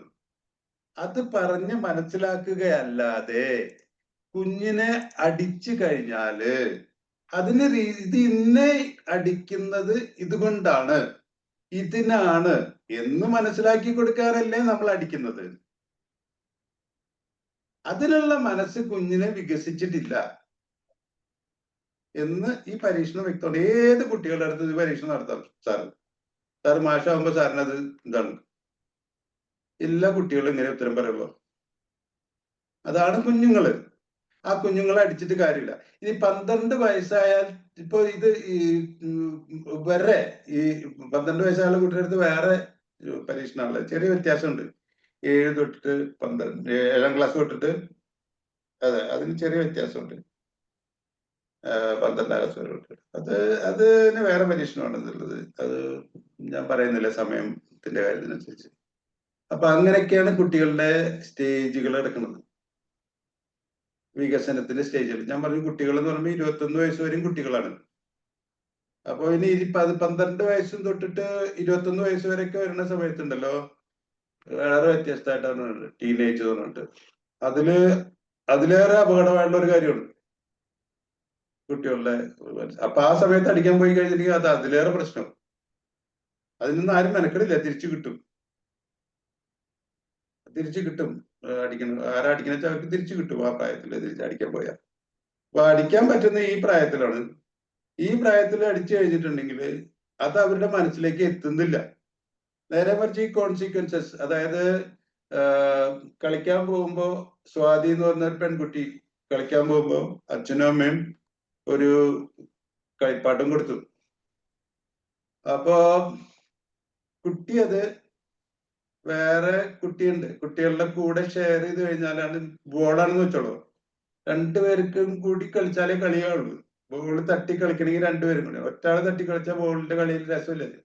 അപ്പൊ ഇത് ഷെയർ ചെയ്താലാണ് ശരിയായ കാര്യം. കൊടുത്ത ബോള് കുട്ടിയെ ഷെയർ ചെയ്യാതെ. അപ്പൊ ഈ കുട്ടി ഒറ്റയ്ക്ക് തട്ടി കളിക്കുമ്പോൾ മറ്റേ കുട്ടിക്ക് ഇത് വേണം എന്നുള്ള ആഗ്രഹം ഉണ്ടാവും, കളിക്കണം എന്ന് ആഗ്രഹം ഉണ്ടാവും. കുട്ടി കൊടുക്കുന്നില്ലെങ്കിൽ ആ കുട്ടി ചിലപ്പോ മറ്റേ കുട്ടിയുടെ അടുത്തേക്ക് വരും. അപ്പൊ ഈ കുട്ടി മറ്റേ കുട്ടീനെ ദ്രോഹിക്കണം. ഇതാണ് പെരുമാറ്റ പ്രശ്നം എന്ന് വെച്ചോളൂ. അതായത് കളിക്കുന്ന 2 കുട്ടികൾ തമ്മിൽ കളിക്കുമ്പോൾ ഒരു കുട്ടി മറ്റേ കുട്ടീനെ ദ്രോഹിക്കണം. അങ്ങനെയാണ്. എന്തുകൊണ്ട് ഇങ്ങനെയെന്ന് പറഞ്ഞത് പെരുമാറ്റ പ്രശ്നമുണ്ടല്ലോ. അപ്പൊ ശരിയാവില്ലല്ലോ. സ്കൂളൊക്കെ പോയി കഴിഞ്ഞാൽ അങ്ങനെ ചെയ്യുകയാണെങ്കിൽ അതൊരു കുട്ടികൾക്ക് അനുവദനീയമല്ലല്ലോ. അപ്പൊ ഈ പെരുമാറ്റ പ്രശ്നത്തിനെ മാറ്റാൻ നമ്മൾക്ക് എന്ത് ശിക്ഷ കൊടുക്കാൻ പറ്റും? കുട്ടീനെ അടിക്കുക. ആ കുട്ടീനെ അടിക്കുന്ന കുട്ടീനെ മറ്റേ തിരിച്ച് നീ അവളെ അടിച്ചു കഴിഞ്ഞാൽ ഞാൻ നിന്നെ അടിക്കും എന്ന് പറഞ്ഞു കഴിഞ്ഞിട്ടുണ്ടെങ്കിൽ അത് മാറാൻ പോകുന്നില്ല. ചിലപ്പോ ഭയന്നിട്ട് തൽക്കാലത്തേക്ക് മാറി എന്നിരിക്കാം. എന്ന് ശേഷി കുഞ്ഞിന് വരും. അതായത് 3 വയസ്സിൽ ഇത്തരത്തില് ശിക്ഷിക്കാൻ തുടങ്ങിയാൽ അത് 5 വയസ്സിലെത്തി കഴിഞ്ഞിട്ട് അതിന്റെ 3 ഇരട്ടിയായിട്ട് കുഞ്ഞ് പ്രകടിപ്പിക്കും. മറിച്ച് നമ്മൾ ചെയ്യേണ്ടത് എന്താണെന്ന് വെച്ച് കഴിഞ്ഞിട്ടുണ്ടെങ്കിൽ ഈ കുഞ്ഞിനെ പറഞ്ഞ് മനസ്സിലാക്കലാണ്. അതായത് നീയെ അവളെ മേരിയെ അടിക്കുകയാണെങ്കിൽ പിന്നെ അവൾ ഒരിക്കലും നിന്റെ അടുത്ത് മിണ്ടില്ല, നിന്നെ കാണുമ്പോ ചിരിക്കുക പോലും ഇല്ല എന്നൊക്കെ നല്ല ഭാഷയില് കുഞ്ഞിന്റെ അടുത്ത് പറഞ്ഞു കഴിഞ്ഞാൽ കുഞ്ഞിനത് മനസ്സിലാവും. കുഞ്ഞ് ആ സ്വഭാവം തിരുത്തും ചെയ്യും. ആ കഴിവാണ് അച്ഛനമ്മയ്ക്ക് വേണ്ടത്. പരിണത ഫലം പറഞ്ഞ് മനസ്സിലാക്കിയിട്ട് മനസ്സിലാക്കി കഴിഞ്ഞാൽ കുഞ്ഞിനത് മനസ്സിലാവും. കോൺസിക്വൻസസ് മാത്രമേ മനസ്സിലാവുള്ളൂ, അല്ലാതെ റീസണിങ് കുഞ്ഞിന് ഇല്ല. റീസണിങ് ചെയ്യാനുള്ള കഴിവ്, അതിനുള്ള വികസനം കുഞ്ഞില്, മാനസിക വികസനം കുഞ്ഞില് വന്നിട്ടില്ല. അത് 12 വയസ്സിന് ശേഷം മാത്രമേ വരുള്ളൂ. ക്ലിയർ ആണോ സാറേ? Okay sir. അതുകൊണ്ടാണ് ഇപ്പോ നമ്മുടെ കോർപ്പറേറ്റ് സ്കൂളുകളിൽ കോർപ്പറേറ്റ് പണിഷ്മെന്റ് നിരോധിച്ചല്ലോ. അത് പറ്റില്ലെന്ന് പറഞ്ഞു. അതിന്റെ കാരണം ഇതാണ്, ശാസ്ത്രീയമായതാണ്. അതുകൊണ്ടാണത്. അപ്പോ 54 രാജ്യങ്ങളിലാണെന്ന് തോന്നുന്നു ഇത് നിയമപരമായി തന്നെ നിരോധിച്ചിട്ടുള്ളത്. അമേരിക്കയിൽ നിരോധിച്ചിട്ടുണ്ട്, സ്വീഡനിലാണ് ആദ്യം നിരോധിച്ചത്.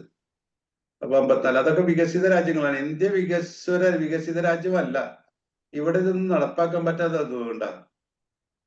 അപ്പൊ ഇന്ത്യയിലും വികസിതമാകുമ്പോ ഈ രീതിയിലൊക്കെ നിയമങ്ങൾ വരും.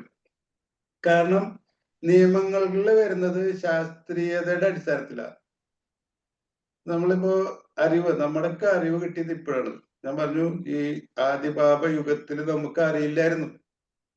അതുകൊണ്ടാണ് അതികഠിനമായി കുട്ടികളെ ശിക്ഷിച്ചത്. അപ്പൊ അതൊക്കെ അങ്ങനെയൊക്കെയാണ്. നമ്മുടെ മനസ്സിൽ ഇപ്പോഴും ഈ അറിവൊന്നും എത്തിയിട്ടില്ല. അതുകൊണ്ടാണ്.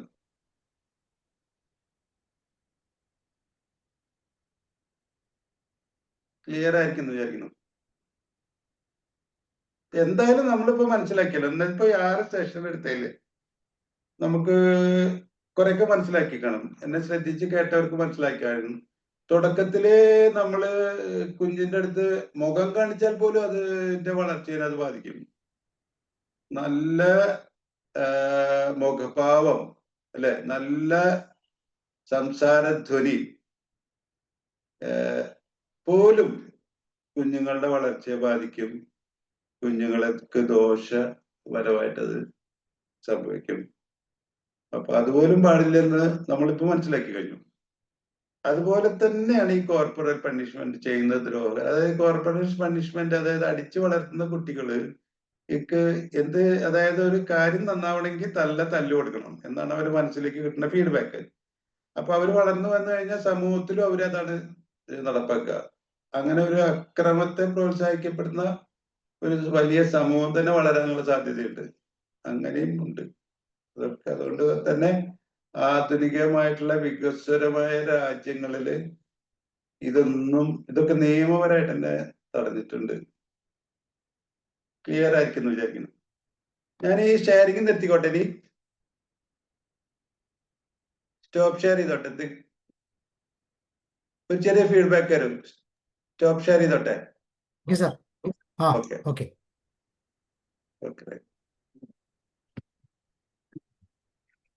ഓക്കെ. അപ്പൊ കഴിഞ്ഞ 6 സെഷൻസിലൂടെ ഏറ്റവും പ്രാധാന്യമുള്ള തീർച്ചയായിട്ടും നമുക്ക് എല്ലാവർക്കും അറിയാവുന്നതാണ്. പക്ഷേ അറിയാമെങ്കിലും പലപ്പോഴും മറന്നുപോയ ചില സത്യങ്ങൾ, അത് ഈ പുതിയ തലമുറയുടെ കാലഘട്ടത്തിന് വളരെ പ്രാധാന്യമുണ്ട് എന്നുള്ളത് തന്നെയാണ് എൻ്റെ പ്രത്യേകത. കാരണം ഇന്ന് ന്യൂക്ലിയർ ഫാമിലി ആയതുകൊണ്ട് തന്നെ ഇങ്ങനെയുള്ള വിവരങ്ങളൊക്കെ കൃത്യമായിട്ട് അറിയാൻ നമ്മൾ ഈ പറയുന്ന പോലെ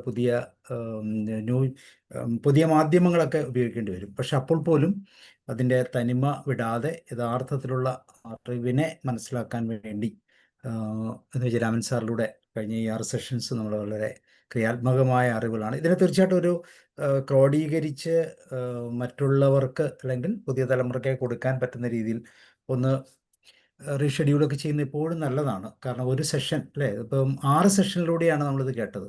ഒരുപക്ഷെ ഏറ്റവും എസൻസ് ഉള്ള ഒരു സെഷൻസൊക്കെ ആക്കി എപ്പോഴും സൂക്ഷിക്കുന്നത് എപ്പോഴും നല്ലതാണ്. കാരണം ഇങ്ങനെയുള്ള കാര്യങ്ങളൊക്കെ മറ്റുള്ളവർക്ക് പറഞ്ഞു കൊടുക്കാനൊക്കെ ഉണ്ട്. നമുക്ക് ജോഷി സാറിനെ വിളിക്കാം ആദ്യം. ജോഷി സാർ അഡ്മിറ്റ് ചെയ്യും. ജോഷി സാറെ കേൾക്കാമോ?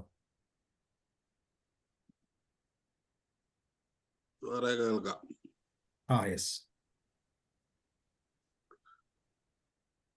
എന്തായാലും ഈ കുട്ടികളുടെ വളർച്ചയിൽ മനസ്സിലാക്കാൻ പേരൻസ് അതനുസരിച്ച് പെരുമാറാൻ, സമൂഹം പെരുമാറാൻ ഒക്കെ പ്രേരിപ്പിക്കുന്നതായിരുന്നു ഈ 6 സെഷനുകൾ. വിജയരാമൻ സാറ് ഏതാണ്ട് ഈ കാര്യത്തിൽ ഒരു പ്രത്യേക വൈദഗ്ധ്യം തന്നെ നേടിയെടുത്തു എന്ന് വേണം പറയാൻ. നമ്മുടെ ഈ പ്ലാറ്റ്ഫോമിലൂടെ ഇപ്പൊ ഇവിടെ കേട്ടുകൊണ്ടിരിക്കുന്ന ആളുകൾക്ക് ഇനിയിപ്പോ ഈ 2 വയസ്സുകാരും 12 വയസ്സ് വരെയുള്ളവരൊന്നും ഉണ്ടാകാൻ സാധ്യതയില്ല. അതുകൊണ്ട് വളരെ പെട്ടെന്ന് നമുക്ക് ഉപകാരമില്ലായിരിക്കും. എന്നാൽ നമ്മുടെ കൊച്ചുമക്കൾ അവരുടെയൊക്കെ വളർച്ചയിൽ നമുക്ക് ഇടപെടാൻ സാധിക്കുമെങ്കിൽ അവരെ നോക്കാൻ അവരുടെ അപ്പനും അമ്മയും ഉണ്ടാവും. അപ്പൊ നമുക്കുള്ള സാധ്യത പരിമിതമാണ്. എങ്കിൽ കൂടെയും ഈ അറിവ് നമുക്ക് പ്രയോജനപ്പെടും. ആ തരത്തിലുള്ള സ്ഥലങ്ങളിലെല്ലാം വിനിയോഗിക്കാം. പുതിയ തലമുറ പേരൻസ് ആണ് കൂടുതലായും ഇത്തരം കാര്യങ്ങൾ മനസ്സിലാക്കേണ്ടത്. നമ്മൾ ചിലതെല്ലാം പെരുമാറിക്കഴിഞ്ഞു. അതിലൂടെ നമ്മുടെ കുട്ടികൾ കുറെയൊക്കെ വളർന്നും കഴിഞ്ഞു.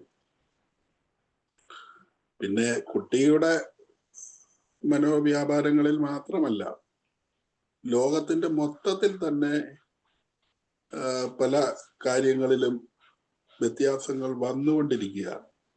വന്നിട്ടുണ്ട്, ഇനിയും വരികയും ചെയ്യും. അപ്പൊ അതനുസരിച്ച് മനഃശാസ്ത്രം കൂടുതൽ ഇതേപോലെ പുനർവായനകൾ നടത്തുകയും സമൂഹത്തെ എഡ്യൂക്കേറ്റ് ചെയ്യുകയും ചെയ്യേണ്ടത് അത്യാവശ്യമാണ്. തീർച്ചയായിട്ടും ആ അർത്ഥത്തിൽ ഈ ക്ലാസ്സുകളെല്ലാം പ്രയോജനപ്രദമാണ്. ഇത് ഇത്തരമൊരു സെക്ഷൻ ക്ലാസ് ആയിട്ട് മാത്രം നിർത്താതെ സാറത് എഴുതുകയും മറ്റ് ചെറിയ പേരൻസിന്റെ ഇടയിൽ ഇത് സർക്കുലേറ്റ് ചെയ്യപ്പെടാൻ സാധിക്കുകയും ചെയ്താൽ കുറെ കൂടി ഫലം, എല്ലാത്തിനും ഫലമുണ്ട് എങ്കിലും കുറെ കൂടി റിസൾട്ട് ഉണ്ടാകാൻ ഒരുപക്ഷെ അതിന് സാധിച്ചേക്കും. പ്രത്യേകിച്ച് ഈ പ്രീമാരിറ്റൽ കോഴ്സുകളിലും കൗൺസിലിങ്ങുകളിലും ഒക്കെ ഇത്തരം കാര്യങ്ങൾ കൂടുതൽ മനസ്സിലാക്കിക്കുമ്പോൾ അതിന് ഇഫക്റ്റ് കൂടും. എന്തായാലും നമുക്ക് കിട്ടിയതും അറിവ് തന്നെ. ആ അർത്ഥത്തിൽ വിജയരാമൻ സാറിനെ പ്രത്യേകമായിട്ട് അഭിനന്ദിക്കുന്നു. തീർച്ചയായിട്ടും അങ്ങയുടെ ഈ വിവിധ വിഷയങ്ങൾ ഈ പ്ലാറ്റ്ഫോമിൽ തന്നെ പല കാര്യങ്ങൾ അങ്ങ് എടുത്തിട്ടുണ്ട്. അങ്ങനെ പഠിക്കാനും മനസ്സിലാക്കാനും അതിനെ ഒരു നല്ല സ്ട്രക്ചറോടുകൂടി അവതരിപ്പിക്കാനും സാധിക്കുന്നതിൽ അങ്ങക്ക് അഭിമാനിക്കാം. തീർച്ചയായിട്ടും അത് നല്ലതാണ്. അത് തന്നെ മലയാളത്തിലാക്കിക്കൊണ്ട്, ഒരുപക്ഷെ ഇതെല്ലാം ഇംഗ്ലീഷിലുള്ള പുസ്തകങ്ങൾ ധാരാളം ഉണ്ടാകാം. ഇംഗ്ലീഷിൽ പഠിക്കുകയും പറയാനും അറിയാവുന്നവരും കുറെ പേരുണ്ടാകാം. എങ്കിലും അതിനെ മാതൃഭാഷയിലേക്ക് കൊണ്ടുവന്ന് ചെയ്യാൻ എടുത്തിരിക്കുന്ന ഈ എഫർട്ടിനെയും പ്രത്യേകമായിട്ട് അഭിനന്ദിക്കുകയാണ്. എല്ലാ ഭാവുകങ്ങളും. Thank U.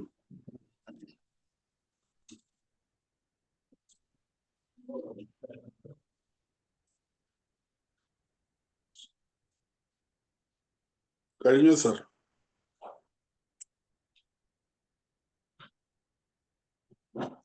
കട്ടായി പോയോ? അപ്പൊ സാറ് തൽക്കാലം ഒന്ന് മാറി നിന്ന്. ഓക്കെ. പിന്നെ വേറെ ആരെങ്കിലും ഉണ്ടെങ്കിൽ റിഫ്ലക്ഷൻസ് നടത്താം. ഇല്ല, സാറിന് ലഭിച്ച ഫീഡ്ബാക്കിന്റെ വെളിച്ചത്തിൽ എന്താണ് ഈ വിഷയം ഈ പ്ലാറ്റ്ഫോമിൽ കൈകാര്യം ചെയ്തുകൊണ്ട് സാറിന് ഇപ്പൊ തോന്നിയിരിക്കുന്നതെന്ന് മറ്റാരും പറയാനില്ലെങ്കിൽ സാറിന് പറഞ്ഞ് നമുക്ക് വേണമെങ്കിൽ അവസാനിപ്പിക്കുകയും ചെയ്യും. സാർ പോയെങ്കിൽ റോയ് സാറ് ഫീഡ്ബാക്ക് തരുന്നില്ലേ? ഇല്ലേ? ജോർജ് സാറുണ്ട്. സാറ് ഇന്നത്തെ ക്ലാസ്സിൽ ലാംഗ്വേജ് ഡെവലപ്മെന്റിനെയാണ് കൂടുതൽ കോൺസെൻട്രേറ്റ് ചെയ്തത്, പിന്നെ അച്ചടക്ക നടപടികളുടെ കാര്യങ്ങൾ. അപ്പോൾ കുട്ടി കരച്ചിലൂടെ ഡിസ്കംഫോർട്ട് തിരിച്ചറിയുകയും ഉണ്ടാക്കുകയും അതിന്, അതായത് കൂയിങ് ആൻഡ് ബബ്ലിങ്ങിനെ കുറിച്ചാണ് സാർ പറഞ്ഞു. പിന്നെ അതുപോലെ തന്നെ ഐഡിയോ ജനറാറ്റിക് സ്പീച്ചിനെ കുറിച്ച് സാർ പറഞ്ഞു. അതായത് മുതിർന്നവരോട് സാദൃശ്യം തോന്നുന്ന രീതിയിലുള്ള ശബ്ദങ്ങൾ പ്രയോഗിക്കും. പിന്നെ 2 വാക്കുകൾ, അതായത് ടെലിഗ്രാഫിക് സ്പീച്ചാണെന്ന് തോന്നുന്നു, 2 വാക്കുകൾ കൊണ്ടുള്ള വാചകങ്ങൾ പറഞ്ഞു തുടങ്ങും. അങ്ങനെ ഡെവലപ്മെന്റിന്റെ സ്റ്റേജുകളിലെ ലാംഗ്വേജ് ഡെവലപ്മെന്റിന്റെ കാര്യങ്ങളാണ് സാർ കൂടുതലായിട്ടും പറഞ്ഞത്. പിന്നെ പ്രീ വെർബൽ മറ്റേ ജസ്റ്റേഴ്സിന്റെ കാര്യം പറഞ്ഞു. പ്രോട്ടോ ഡിക്ലറേറ്റീവ്, അതായത് സ്പർശിച്ചു നോക്കിക്കൊണ്ടുള്ള ചില കാര്യങ്ങൾ പറഞ്ഞു. അങ്ങനെ ഉച്ചാരണം ലഘൂകരിച്ചുകൊണ്ട് സംസാരിക്കുന്നത് പറഞ്ഞു. ഇതെല്ലാം വളരെ പ്രധാനപ്പെട്ട സ്റ്റേജുകളാണ്. അപ്പോഴൊന്നും കുട്ടികളെ ഈ പറയുന്ന പോലെ കളിയാക്കി ഒന്നും സംസാരിക്കരുത്. ഇതൊക്കെ പറഞ്ഞ കാര്യങ്ങൾ വളരെ ഇതായിട്ട് എനിക്ക് തോന്നി. പിന്നെ അതുപോലെ തന്നെ അച്ചടക്ക നടപടികളിൽ പറഞ്ഞ കാര്യം പറഞ്ഞു. കുട്ടികളെ അടിച്ചോ തല്ലിയൊന്നും അല്ല, 1, 2, 3 എന്ന് പറയുന്ന ആ ഒരു പോലെ. അതായത് ലോസ് ഓഫ് പ്രിവിലേജ് എന്നാണ് സാർ പറഞ്ഞത്. അതായത് ഈ 1, 2, 3 എണ്ണുന്നത് വരെ അത് കഴിഞ്ഞാൽ പ്രശ്നമാണ് എന്നൊക്കെ പറഞ്ഞുള്ള ഇൻസെൻറ്റീവ്സും ഒക്കെ കൊടുത്ത് അങ്ങനെ ശരിയാക്കി എടുക്കണമെന്ന് പറഞ്ഞു. അങ്ങനെ എന്തുകൊണ്ടും അച്ചടക്ക നടപടികൾ എന്ന് പറയുന്നത് ഫേം, ഫെയർ ആൻഡ് ഫ്രണ്ട്ലി ആക്കി തീർക്കണമെന്നാണ് സാർ പറഞ്ഞത്. ഏതായാലും സാർ ആദ്യം തന്നെ പറഞ്ഞു തുടങ്ങിയത് ഒരു കുട്ടികളെ കുറിച്ച് പറയുമ്പോൾ ഒരു ശൂന്യമായ സ്ലേറ്റ് ആണ് എന്നാണ് കുട്ടികളെ കുറിച്ച് പറഞ്ഞത്. അപ്പൊ അനുഭവത്തിലൂടെ വേണം അത്, പിന്നീടുള്ള അനുഭവത്തോടു കൂടി വേണം ഇതെല്ലാം പഠിച്ചു വരാനെന്നും സാറ് പറഞ്ഞു. പിന്നെ അമ്മയെ ശ്രദ്ധിക്കുന്നത് പോലെ തന്നെ കുഞ്ഞിനെ ശ്രദ്ധിക്കണം എന്ന് പ്രത്യേകം പറഞ്ഞ ഭാഗങ്ങളൊക്കെ വളരെ പ്രാധാന്യമുള്ളതായിട്ട് എനിക്ക് തോന്നി. പിന്നെ മുതിർന്നവരുടെ പരിശീലനമാണ് കുട്ടിയെ ശരിയായ ഒരു വ്യക്തിയാക്കി എടുക്കുന്നത്. അതൊക്കെ വളരെ അതെങ്ങനെയൊക്കെ വേണം എന്നുള്ളതിനെ കുറിച്ചുമൊക്കെ പറഞ്ഞു. റിഫ്ലെക്സ് ആക്ഷനിൽ ശ്രദ്ധിക്കണം, ഒബ്സർവ് ചെയ്യുന്ന കാര്യങ്ങൾ പറഞ്ഞു. ഇതെല്ലാം വളരെ യൂസ്ഫുൾ ആയ ഒരു കാര്യങ്ങളാണ്. അതുപോലെ തന്നെ പിന്നെ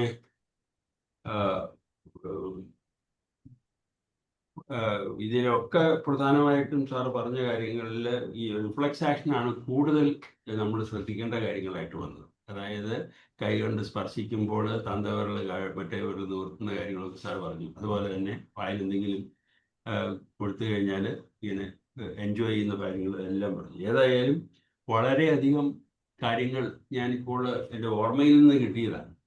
എന്നാലും അതൊന്ന് റെഫർ ചെയ്യാൻ പറ്റിയ കുറെ പോയിന്റ്സുകളായിട്ട് തന്നെ എനിക്ക് തോന്നുന്നുണ്ട്. ഇതൊന്നും സാധാരണക്കാരായ ആൾക്കാർക്ക് അത്ര നിശ്ചയം വരുന്നതല്ല. പിന്നെ അതുപോലെ തന്നെ കുട്ടിയുടെ ടോയ്ലറ്റിങ്ങിൻ്റെ കാര്യങ്ങളും ഇതൊക്കെ സാറ് വളരെ വിശദമായി പറയുകയും അത് നിങ്ങൾക്കൊക്കെ മനസ്സിലായോ, എങ്ങനെയാണ്, സംശയമുണ്ടോ എന്ന് ചോദിച്ച് വളരെ ആത്മാർത്ഥമായി നിങ്ങളെല്ലാവരും മനസ്സിലായിരിക്കണം എന്ന രീതിയിലുള്ള ഒരു പ്രസൻറ്റേഷൻ ആയിരുന്നു.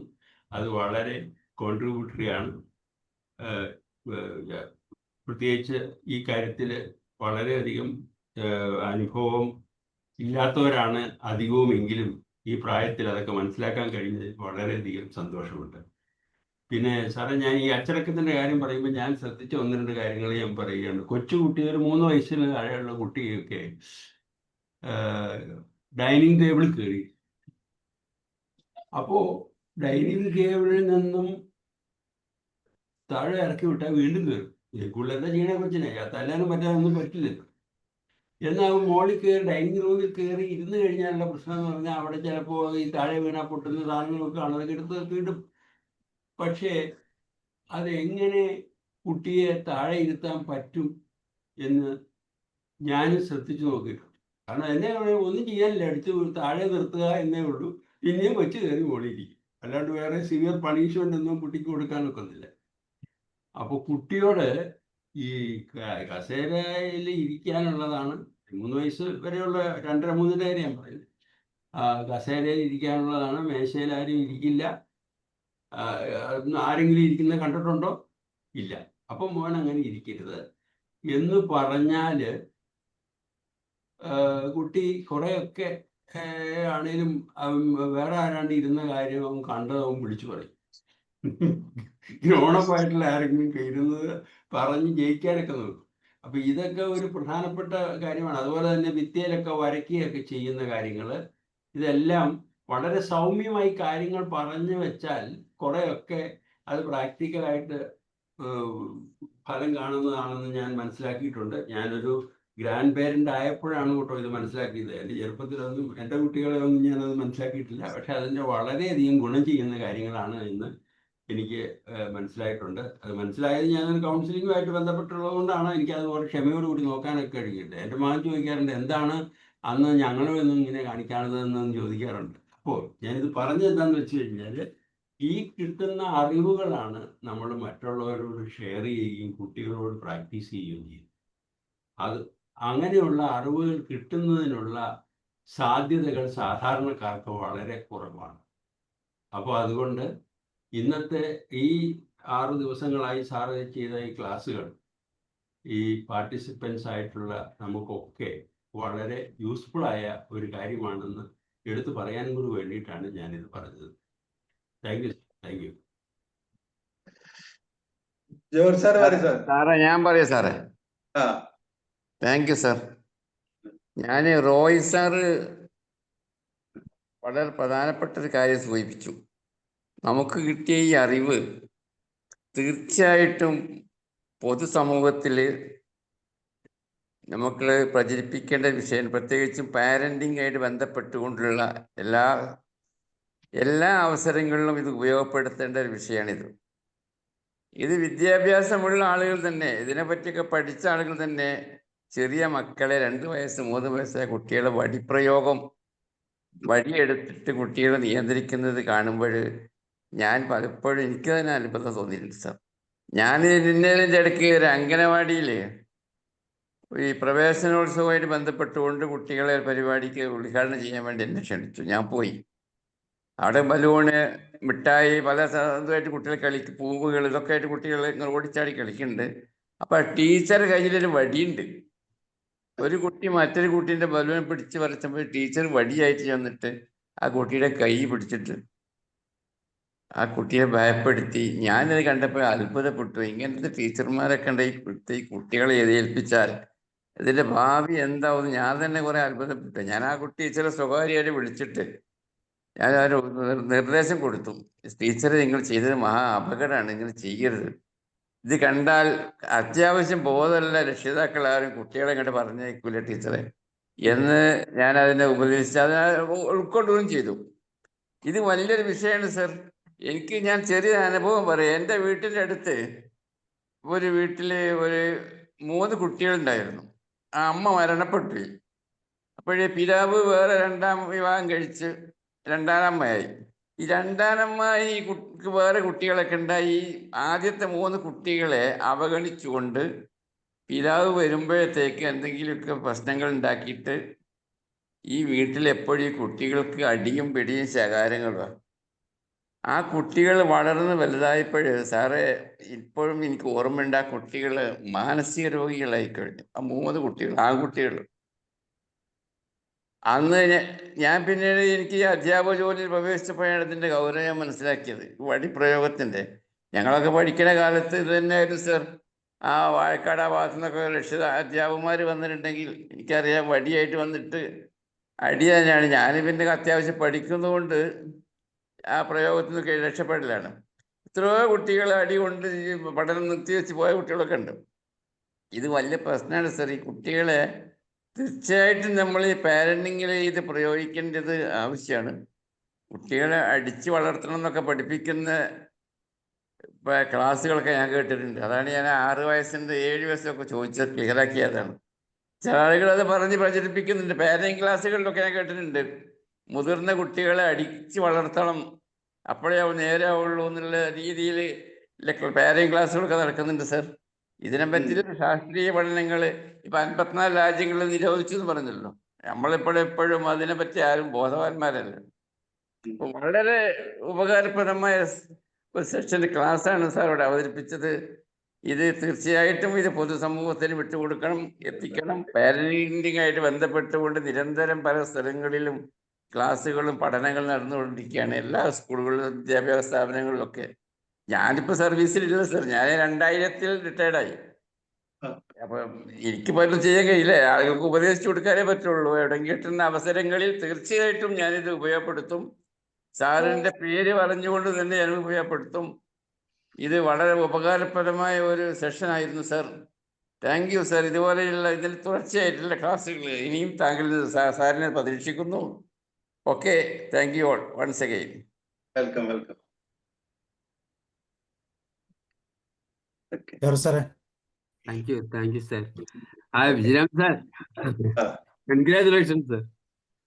സാറ് ഡെവലപ്മെന്റൽ സൈക്കോളജി അങ്ങനെ തന്നെ നന്നായി ഓരോ ക്യാപ്സൂൾ ഫോമിൽ വരുന്ന ഓഡിയൻസിന് ഇങ്ങനെ കൊടുത്തുകൊണ്ടിരിക്കുക. പഠിക്കാൻ ഏറ്റവും നല്ലത് പഠിപ്പിക്കുക എന്ന് പറയുന്ന ആ ശാസ്ത്രം, ആ തത്വം സാർ അപ്പാടെ ഉപയോഗിച്ചു. ആ ഇത് ഇത് വളരെ ആധികാരികവും ശാസ്ത്രീയമായ കണ്ടെത്തലുകൾ തന്നെയാണ് സാറ് ഓരോ ക്ലാസ്സിലും പറയുന്നത്. അതുകൊണ്ട് തന്നെ അതിന് ആധികാരികത കൂടുതലാണല്ലോ, വിശ്വസനീയത കൂടുതലുണ്ട്. സാറേ, ഇതൊക്കെയാണേലും എനിക്ക് പലപ്പോഴും തോന്നിയിട്ടുണ്ട്, ഞാൻ 1-2 പ്രാവശ്യം ഈ വേദിയിൽ തന്നെ പറയാനിട വന്നത്, നമ്മുടെ ഭരണകർത്താക്കളൊക്കെ ഇതിനെക്കുറിച്ച് കുറച്ചുകൂടെയൊക്കെ അവെയർ ആയിരുന്നെങ്കിൽ ഈ അംഗൻവാടികളിലൊക്കെ പഠിപ്പിക്കുന്ന ടീച്ചർമാർക്കാണ് ഏറ്റവും കൂടുതൽ ശമ്പളം കൊടുക്കേണ്ടതും ഏറ്റവും കൂടുതൽ യോഗ്യത ഉണ്ടാകേണ്ടതും അവരാണ്. പക്ഷെ എന്ത് ചെയ്യാം, ഇത് നമ്മുടെ കീഴ്വഴക്കങ്ങൾ നമ്മൾ കണ്ടു വളർന്ന് തന്നെ അതിനെ ചൊട്ടയിലെ ശീലം ചുടല വരെ ഈ നേതാക്കന്മാർ ആരും അതേക്കുറിച്ച് ചിന്തിക്കില്ല. എത്രയോ ഈ വിദ്യാഭ്യാസ വിചക്ഷണന്മാർ നമ്മുടെ സമൂഹത്തിലുണ്ട്, പഠിപ്പിക്കും, അവരുടെ ശുപാർശകളൊക്കെ നടപ്പാക്കും. പക്ഷെ ഇത്തരം കാര്യങ്ങളൊന്നും അവരൊന്നും കണ്ണു തുറക്കണില്ല, എന്തെന്നറിയില്ല. ഈ അടുത്ത കാലത്ത് ഈ സൈക്കോളജിസ്റ്റുകൾ ഇതേക്കുറിച്ച് ഇങ്ങനെ നിരന്തരം പറയുന്നുണ്ടെങ്കിലും ഇതിനോട് താല്പര്യമുള്ളവർ ഇപ്പൊ ഈ കാലത്ത് വന്നിരുന്നിട്ട് നമുക്ക് ഇതൊക്കെ ഇപ്പൊ കുഞ്ഞുണ്ണി മാസ്റ്റർ പറഞ്ഞ പോലെ അങ്ങനെ വല്ല വേദിയൊക്കെ കിട്ടിയാൽ 1-2 പേരോടൊക്കെ പറയാൻ പറ്റുമെന്നല്ലാതെ വേറെ എവിടെ കഴിയും? ഒരു സാധ്യതയുമില്ല. നമ്മുടെ ആണെങ്കിൽ അവസരങ്ങളും കഴിഞ്ഞുപോയി. ഗ്രാൻഡ് പേരൻസിന് ഒരു പരിധി കൂടുതൽ മക്കളോട് പറയാം, അതായത് കുഞ്ഞു കുട്ടികളുടെ പേരൻസിനോട് പറയാൻ ഒരു പരിധിയുണ്ട്. അതിൽ കൂടുതൽ പറഞ്ഞിട്ട് കാര്യമില്ല. കാരണം അവരുടെ തിരക്കിനിടയിൽ ഇത്തരം കാര്യങ്ങൾക്കൊന്നും ഈ തിയറിക്കൊന്നും ഒരു സ്ഥാനമില്ലെന്ന് പറയും. അപ്പോ എന്തായാലും സാറിന്റെ എഫർട്ട് അങ്ങേയറ്റം വിജയിച്ചിരിക്കുന്നു അല്ലേ? നമ്മുടെ നീതി സാരത്തിൽ പറയുന്ന കാര്യം ഇപ്പൊ പറഞ്ഞല്ലോ, 5 വയസ്സ് 6 വയസ്സ് വരെ കുട്ടിയെ രാജാക്കന്മാരെ പോലെ രാജകുമാരനും രാജകുമാരിയുമായി വളരട്ടെ. പിന്നെ ശരിക്കും ഡിസിപ്ലിൻ പഠിപ്പിക്കേണ്ട സമയം 16 വയസ്സ് കഴിഞ്ഞാൽ നല്ല സുഹൃത്തുക്കളായി കഴിയാൻ പറ്റുക. എന്ത് സുന്ദരമായില്ലേ ഈ ജീവിതം. തീർച്ചയായിട്ടും പണ്ട് രാജാക്കന്മാരുടെ കുടുംബത്ത് കുട്ടികളെ വിദ്യാഭ്യാസത്തിന് വേണ്ടി ദൂര സ്ഥലത്ത് ആശ്രമങ്ങളിൽ മറ്റേ ആശാമാരുടെ അടുക്കുക അല്ലെങ്കിൽ അധ്യാപക ഗുരുകുല വിദ്യാഭ്യാസത്തിന് അയക്കുമായിരുന്നു എന്ന് പറഞ്ഞല്ലേ.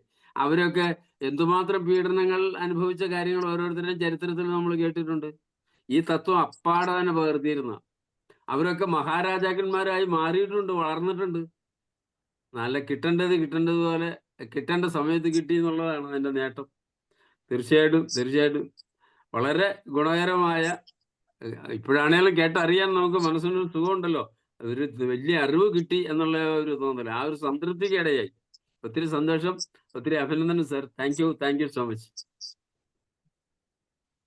ഓക്കെ, ഇനി ആരാ ഉള്ളത്? Anybody else? Joseph sir, Raveendran sir, ആർക്കെങ്കിലും ഉണ്ടെങ്കിൽ പറയാം, അല്ലെങ്കിൽ നമുക്ക് അതിൻ്റെ ചെയ്യാം. സോ വിജയരാമൻ സാർ, നമ്മളത് കൺക്ലൂഡ് ചെയ്തു അല്ലേ? കംപ്ലീറ്റ് ആയി. ഇനി ഇത്ര തന്നെ നമുക്ക് പറയാനുള്ളൂ. ഓക്കെ, അപ്പോൾ തീർച്ചയായിട്ടും വലിയൊരു റിസോഴ്സാണ് സാർ തന്നിരിക്കുന്നത്. ആ റിസോഴ്സ് കൃത്യമായിട്ട് നമ്മൾക്ക് തന്നെ കൃത്യമായിട്ട് അത് ഉപയോഗിക്കാൻ പറ്റും. അതുപോലെ തന്നെ മറ്റുള്ളവർക്ക് ഷെയർ ചെയ്ത് കൊടുക്കുകയും ചെയ്യാം. ഇന്നത്തെ ലിങ്ക് നമ്മൾ ശ്രദ്ധിക്കുകയാണെങ്കിൽ വിജയരാമൻ സാറിൻ്റെ എല്ലാ ക്ലാസ്സുകളുടെയും കൂടെ ലിങ്കാണ് ഞാൻ ഇതിൻ്റെ വീഡിയോ റെക്കോർഡിങ്ങിൽ പോസ്റ്റ് ചെയ്യുന്നത്. ഇന്നത്തെ ലിങ്കിലും അത് തന്നെയാണ് ഇട്ടിരിക്കുന്നത്. എനിക്ക് തോന്നുന്നു സാറ്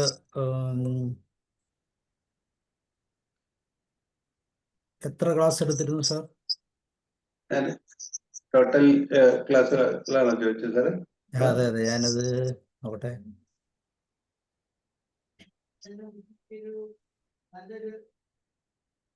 എനിക്ക് തോന്നുന്നു 30-ലധികം ക്ലാസ്, 34 ക്ലാസ്സുകൾ എടുത്തു. അല്ല, 50ഓളം ക്ലാസ്സിൽ എടുത്തില്ലേ സാറേ? നോക്കട്ടെ, ഞാൻ 50ഓളം എടുത്തിട്ടുണ്ട്. 50ഓളം ക്ലാസ്സിൽ എടുത്തുണ്ട് സംശയം. അതിലും കൂടുതലുണ്ടതുണ്ട്. സാറ് എടുത്തിരിക്കുന്നത് 43 ക്ലാസ്സുകളുണ്ട്. ഇതും കൂടെ കൂട്ടി 44 ക്ലാസ്സുകളുണ്ട്. അപ്പം ഇതെല്ലാം വളരെ സിസ്റ്റമാറ്റിക് ആണ് എന്നുള്ളതാണ് എൻ്റെ തെറ്റിനും. പ്രത്യേക ക്ലാസ്സുകളെല്ലാം നിങ്ങൾ കാണാം. എല്ലാം വളരെ ആധികാരികമായ ക്ലാസ്സുകൾ, എല്ലാം സയൻറ്റിഫിക് ആണെന്ന് പറയാം. അതാണ് എൻ്റെ ഒരു ഏറ്റവും വലിയ പ്രത്യേകത. ഒത്തിരി റിസർച്ചൊക്കെ ചെയ്തിട്ടാണ് സാർ ആ ക്ലാസ്സുകളൊക്കെ എടുത്തിരിക്കുന്നത്. അപ്പോൾ അതുകൊണ്ട് തന്നെ തീർച്ചയായിട്ടും അത് ഒത്തിരി പ്രയോജനകരമാണ്. അത് എല്ലാവരും കാണുക. എന്നിട്ട് അതിൻ്റേതായ രീതി, നിങ്ങളുടേതായ രീതിയിൽ കസ്റ്റമൈസ് ചെയ്യുകയോ നിങ്ങൾക്ക് ഇഷ്ടമുള്ള രീതിയിലൊക്കെ മാറ്റി ചെയ്യാം. സാറിൻ്റെ ഷെയർ ചെയ്ത് കൊടുക്കാം. എല്ലാം ആനുകാലികമായ തലത്തിൽ, പ്രത്യേകിച്ച് ഫാമിലി ഓറിയന്റഡ് ആയിട്ടുള്ള അല്ലെ, ഫാമിലി പാരന്റിങ് ഇങ്ങനെ ഓറിയന്റഡ് ആയിട്ടുള്ള ക്ലാസ്സുകളാണ് സാർ ചെയ്തത്. So Jayaram sir, thank you very much. Josh sir എന്തെങ്കിലും പറയുന്നോ? ഞാൻ ആദ്യം പറഞ്ഞായിരുന്നല്ലോ, ഓക്കെ ഓക്കെ. സാറത് പുസ്തകമാക്കണമെന്നാണ് എൻ്റെ അഭിപ്രായം. സാറ് ഇപ്പൊ ഷാബു സാർ പറഞ്ഞ കാര്യം 1 മണിക്കൂറിൽ ചുരുക്കിയിട്ടേ എല്ലാം കൂടെ അത് ഞാൻ നോക്കട്ടെ. അത് എന്നിട്ട് അങ്ങനെ അത് അബ്സ്ട്രാക്ട് ആയിട്ട് അബ്സ്ട്രാക്ട് ആക്കിയിട്ടേ അത് ഒരു നല്ല കാര്യമായിരിക്കും. പിന്നീട് ഡെവലപ്പ് ചെയ്യണമെങ്കിൽ പിന്നീട് അങ്ങനെ സാറിന്റെ ക്ലാസ് കണ്ടാൽ മതി. അതെ, പിന്നീട് ചെയ്യാം. കാരണം ഏറ്റവും പ്രധാനപ്പെട്ട നമ്മൾ എന്നാ പറയുന്നത്, നമ്മൾ പറയത്തില്ലേ, പോയിന്റ് ബൈ പോയിന്റ് ആയിട്ട് ചില കാര്യങ്ങൾ ശ്രദ്ധിച്ചേ പറ്റൂ. എന്നിട്ട് ഇന്ന കാര്യങ്ങൾ ഇന്ന ക്ലാസ്സിലുണ്ട്. സാറിന്റെ ക്ലാസ്സിന്റെ ലിങ്കും കൂടെ വേണമെങ്കിൽ കൊടുക്കാമല്ലോ. സാറിന് തന്നെ ഉണ്ടാക്കിയിട്ട് ലിങ്കും കൂടെ കൊടുത്ത് ചെയ്യുന്നതല്ലേ. കാരണം നമ്മൾ എന്ത് ചെയ്യുന്ന വർക്കെല്ലാം ഒരു സോഷ്യൽ കമ്മിറ്റ്മെന്റിന്റെ ഭാഗമായിട്ടാണ് ഇത് ചെയ്യുന്നത്. എത്തിക്കാൻ പറ്റുമോ അത്രയും നല്ലതായിരിക്കും. സാറിന്റെ ഫോൺ നമ്പർ ഒന്ന് പ്ലീസ്. ഓക്കെ, ഞാൻ ചാറ്റിൽ ഇട്ടാ മതിയോ? ഇതില് ലാസ്റ്റിൽ താങ്ക് യു എന്ന് എഴുതിയെടുത്ത് ഫോൺ നമ്പർ ഇട്ടോ. ഓക്കെ. സാറ് സ്ഥലം എവിടെയാണ്? എന്റെ സ്ഥലം എരൂര്, തൃപ്പൂണിത്തറയാണ്. തൃപ്പൂണിത്തറ. കുഞ്ഞോയ് മാസ്റ്ററിന്റെ നമ്പർ ഞാൻ എഴുതി വെച്ചു, എവിടെയോ വെച്ചു, ഇപ്പൊ മറന്നു. ഒന്നുകൂടെ പറഞ്ഞേ, വിജയ മാസ്റ്റർ ഒന്ന് പറഞ്ഞേ. 7 99 48 23 213. ഓക്കെ. കുഞ്ഞോയ് മാസ്റ്റർ എവിടാണ്? ചെറുവാടി എന്ന് പറയും, ഇവിടെ മാവൂരടുത്താണ്. മാവൂർ, കോഴിക്കോട്. മാവൂർ മാർക്കറ്റ് ആണോ? മാവൂർ ഗോൾഡ് ഗാലൻസ് കമ്പനി ഉണ്ടായിരുന്ന മാവൂര്. വിജയമാസ്റ്ററിന്റെ നമ്പർ ഇട്ടിട്ടുണ്ട്, ഞാൻ തന്നോളാം കേട്ടോ. ഞാൻ സാറിന് എനിക്ക് 2 നമ്പറുണ്ട്, 2 ഞാൻ ഇട്ടിട്ടുണ്ട്. ഓക്കെ, ഞാൻ കൊടുത്തോളാം. ഞാൻ ഗ്വാളിയറിന്റെ അടുത്താണോ കുഞ്ഞോയ് മാസ്റ്റർ? ഗ്വാളിയറിന്റെ അടുത്താണ് സാർ. ഗ്വാളിയർ മാവൂര് വഴിക്കാണ് ഞാൻ കോഴിക്കോട്ടേക്ക് പോകുന്നത്. ഗ്വാളിയർ ഇപ്പൊ ഉണ്ടോ? ഇല്ല, 2000 ക്ലോസ് ചെയ്തു. ഇപ്പൊ അവിടെ ഒന്നുമില്ല. സാർ അവിടുത്തെ ജോലിക്കാരനാണ്? സാർ അവിടെയായിരുന്നോ ജോലി? അല്ല, ഞാൻ സ്കൂൾ അധ്യാപകനായിരുന്നു. ഓ, primary school head master retired ചെയ്താണ്. എടവണ്ണപ്പാറ, കുണ്ടോട്ടി സബ് ജില്ലയിലില്ലേ, അവിടെ സ്കൂളിൽ നിന്ന് റിട്ടയർഡ് ചെയ്താ. 2000 മുമ്പ് പറഞ്ഞേ? അതെ, 2000. വയസ്സ് കൊല്ലായിട്ട് നിങ്ങളെ കൂട്ടത്തിൽ ഇങ്ങനെ കൂടി നടക്കാന്നേ ഉള്ളൂ. പക്ഷെ സാറിന് 80 വയസ്സായെന്ന് പറയില്ല കേട്ടോ. ഇല്ല സർ, വയസ്സായിട്ടൊന്നുമില്ല. ഞാൻ നിങ്ങൾ ചോദിച്ചോ പറഞ്ഞ ഞാനിപ്പോഴും യങ്ങാണ്.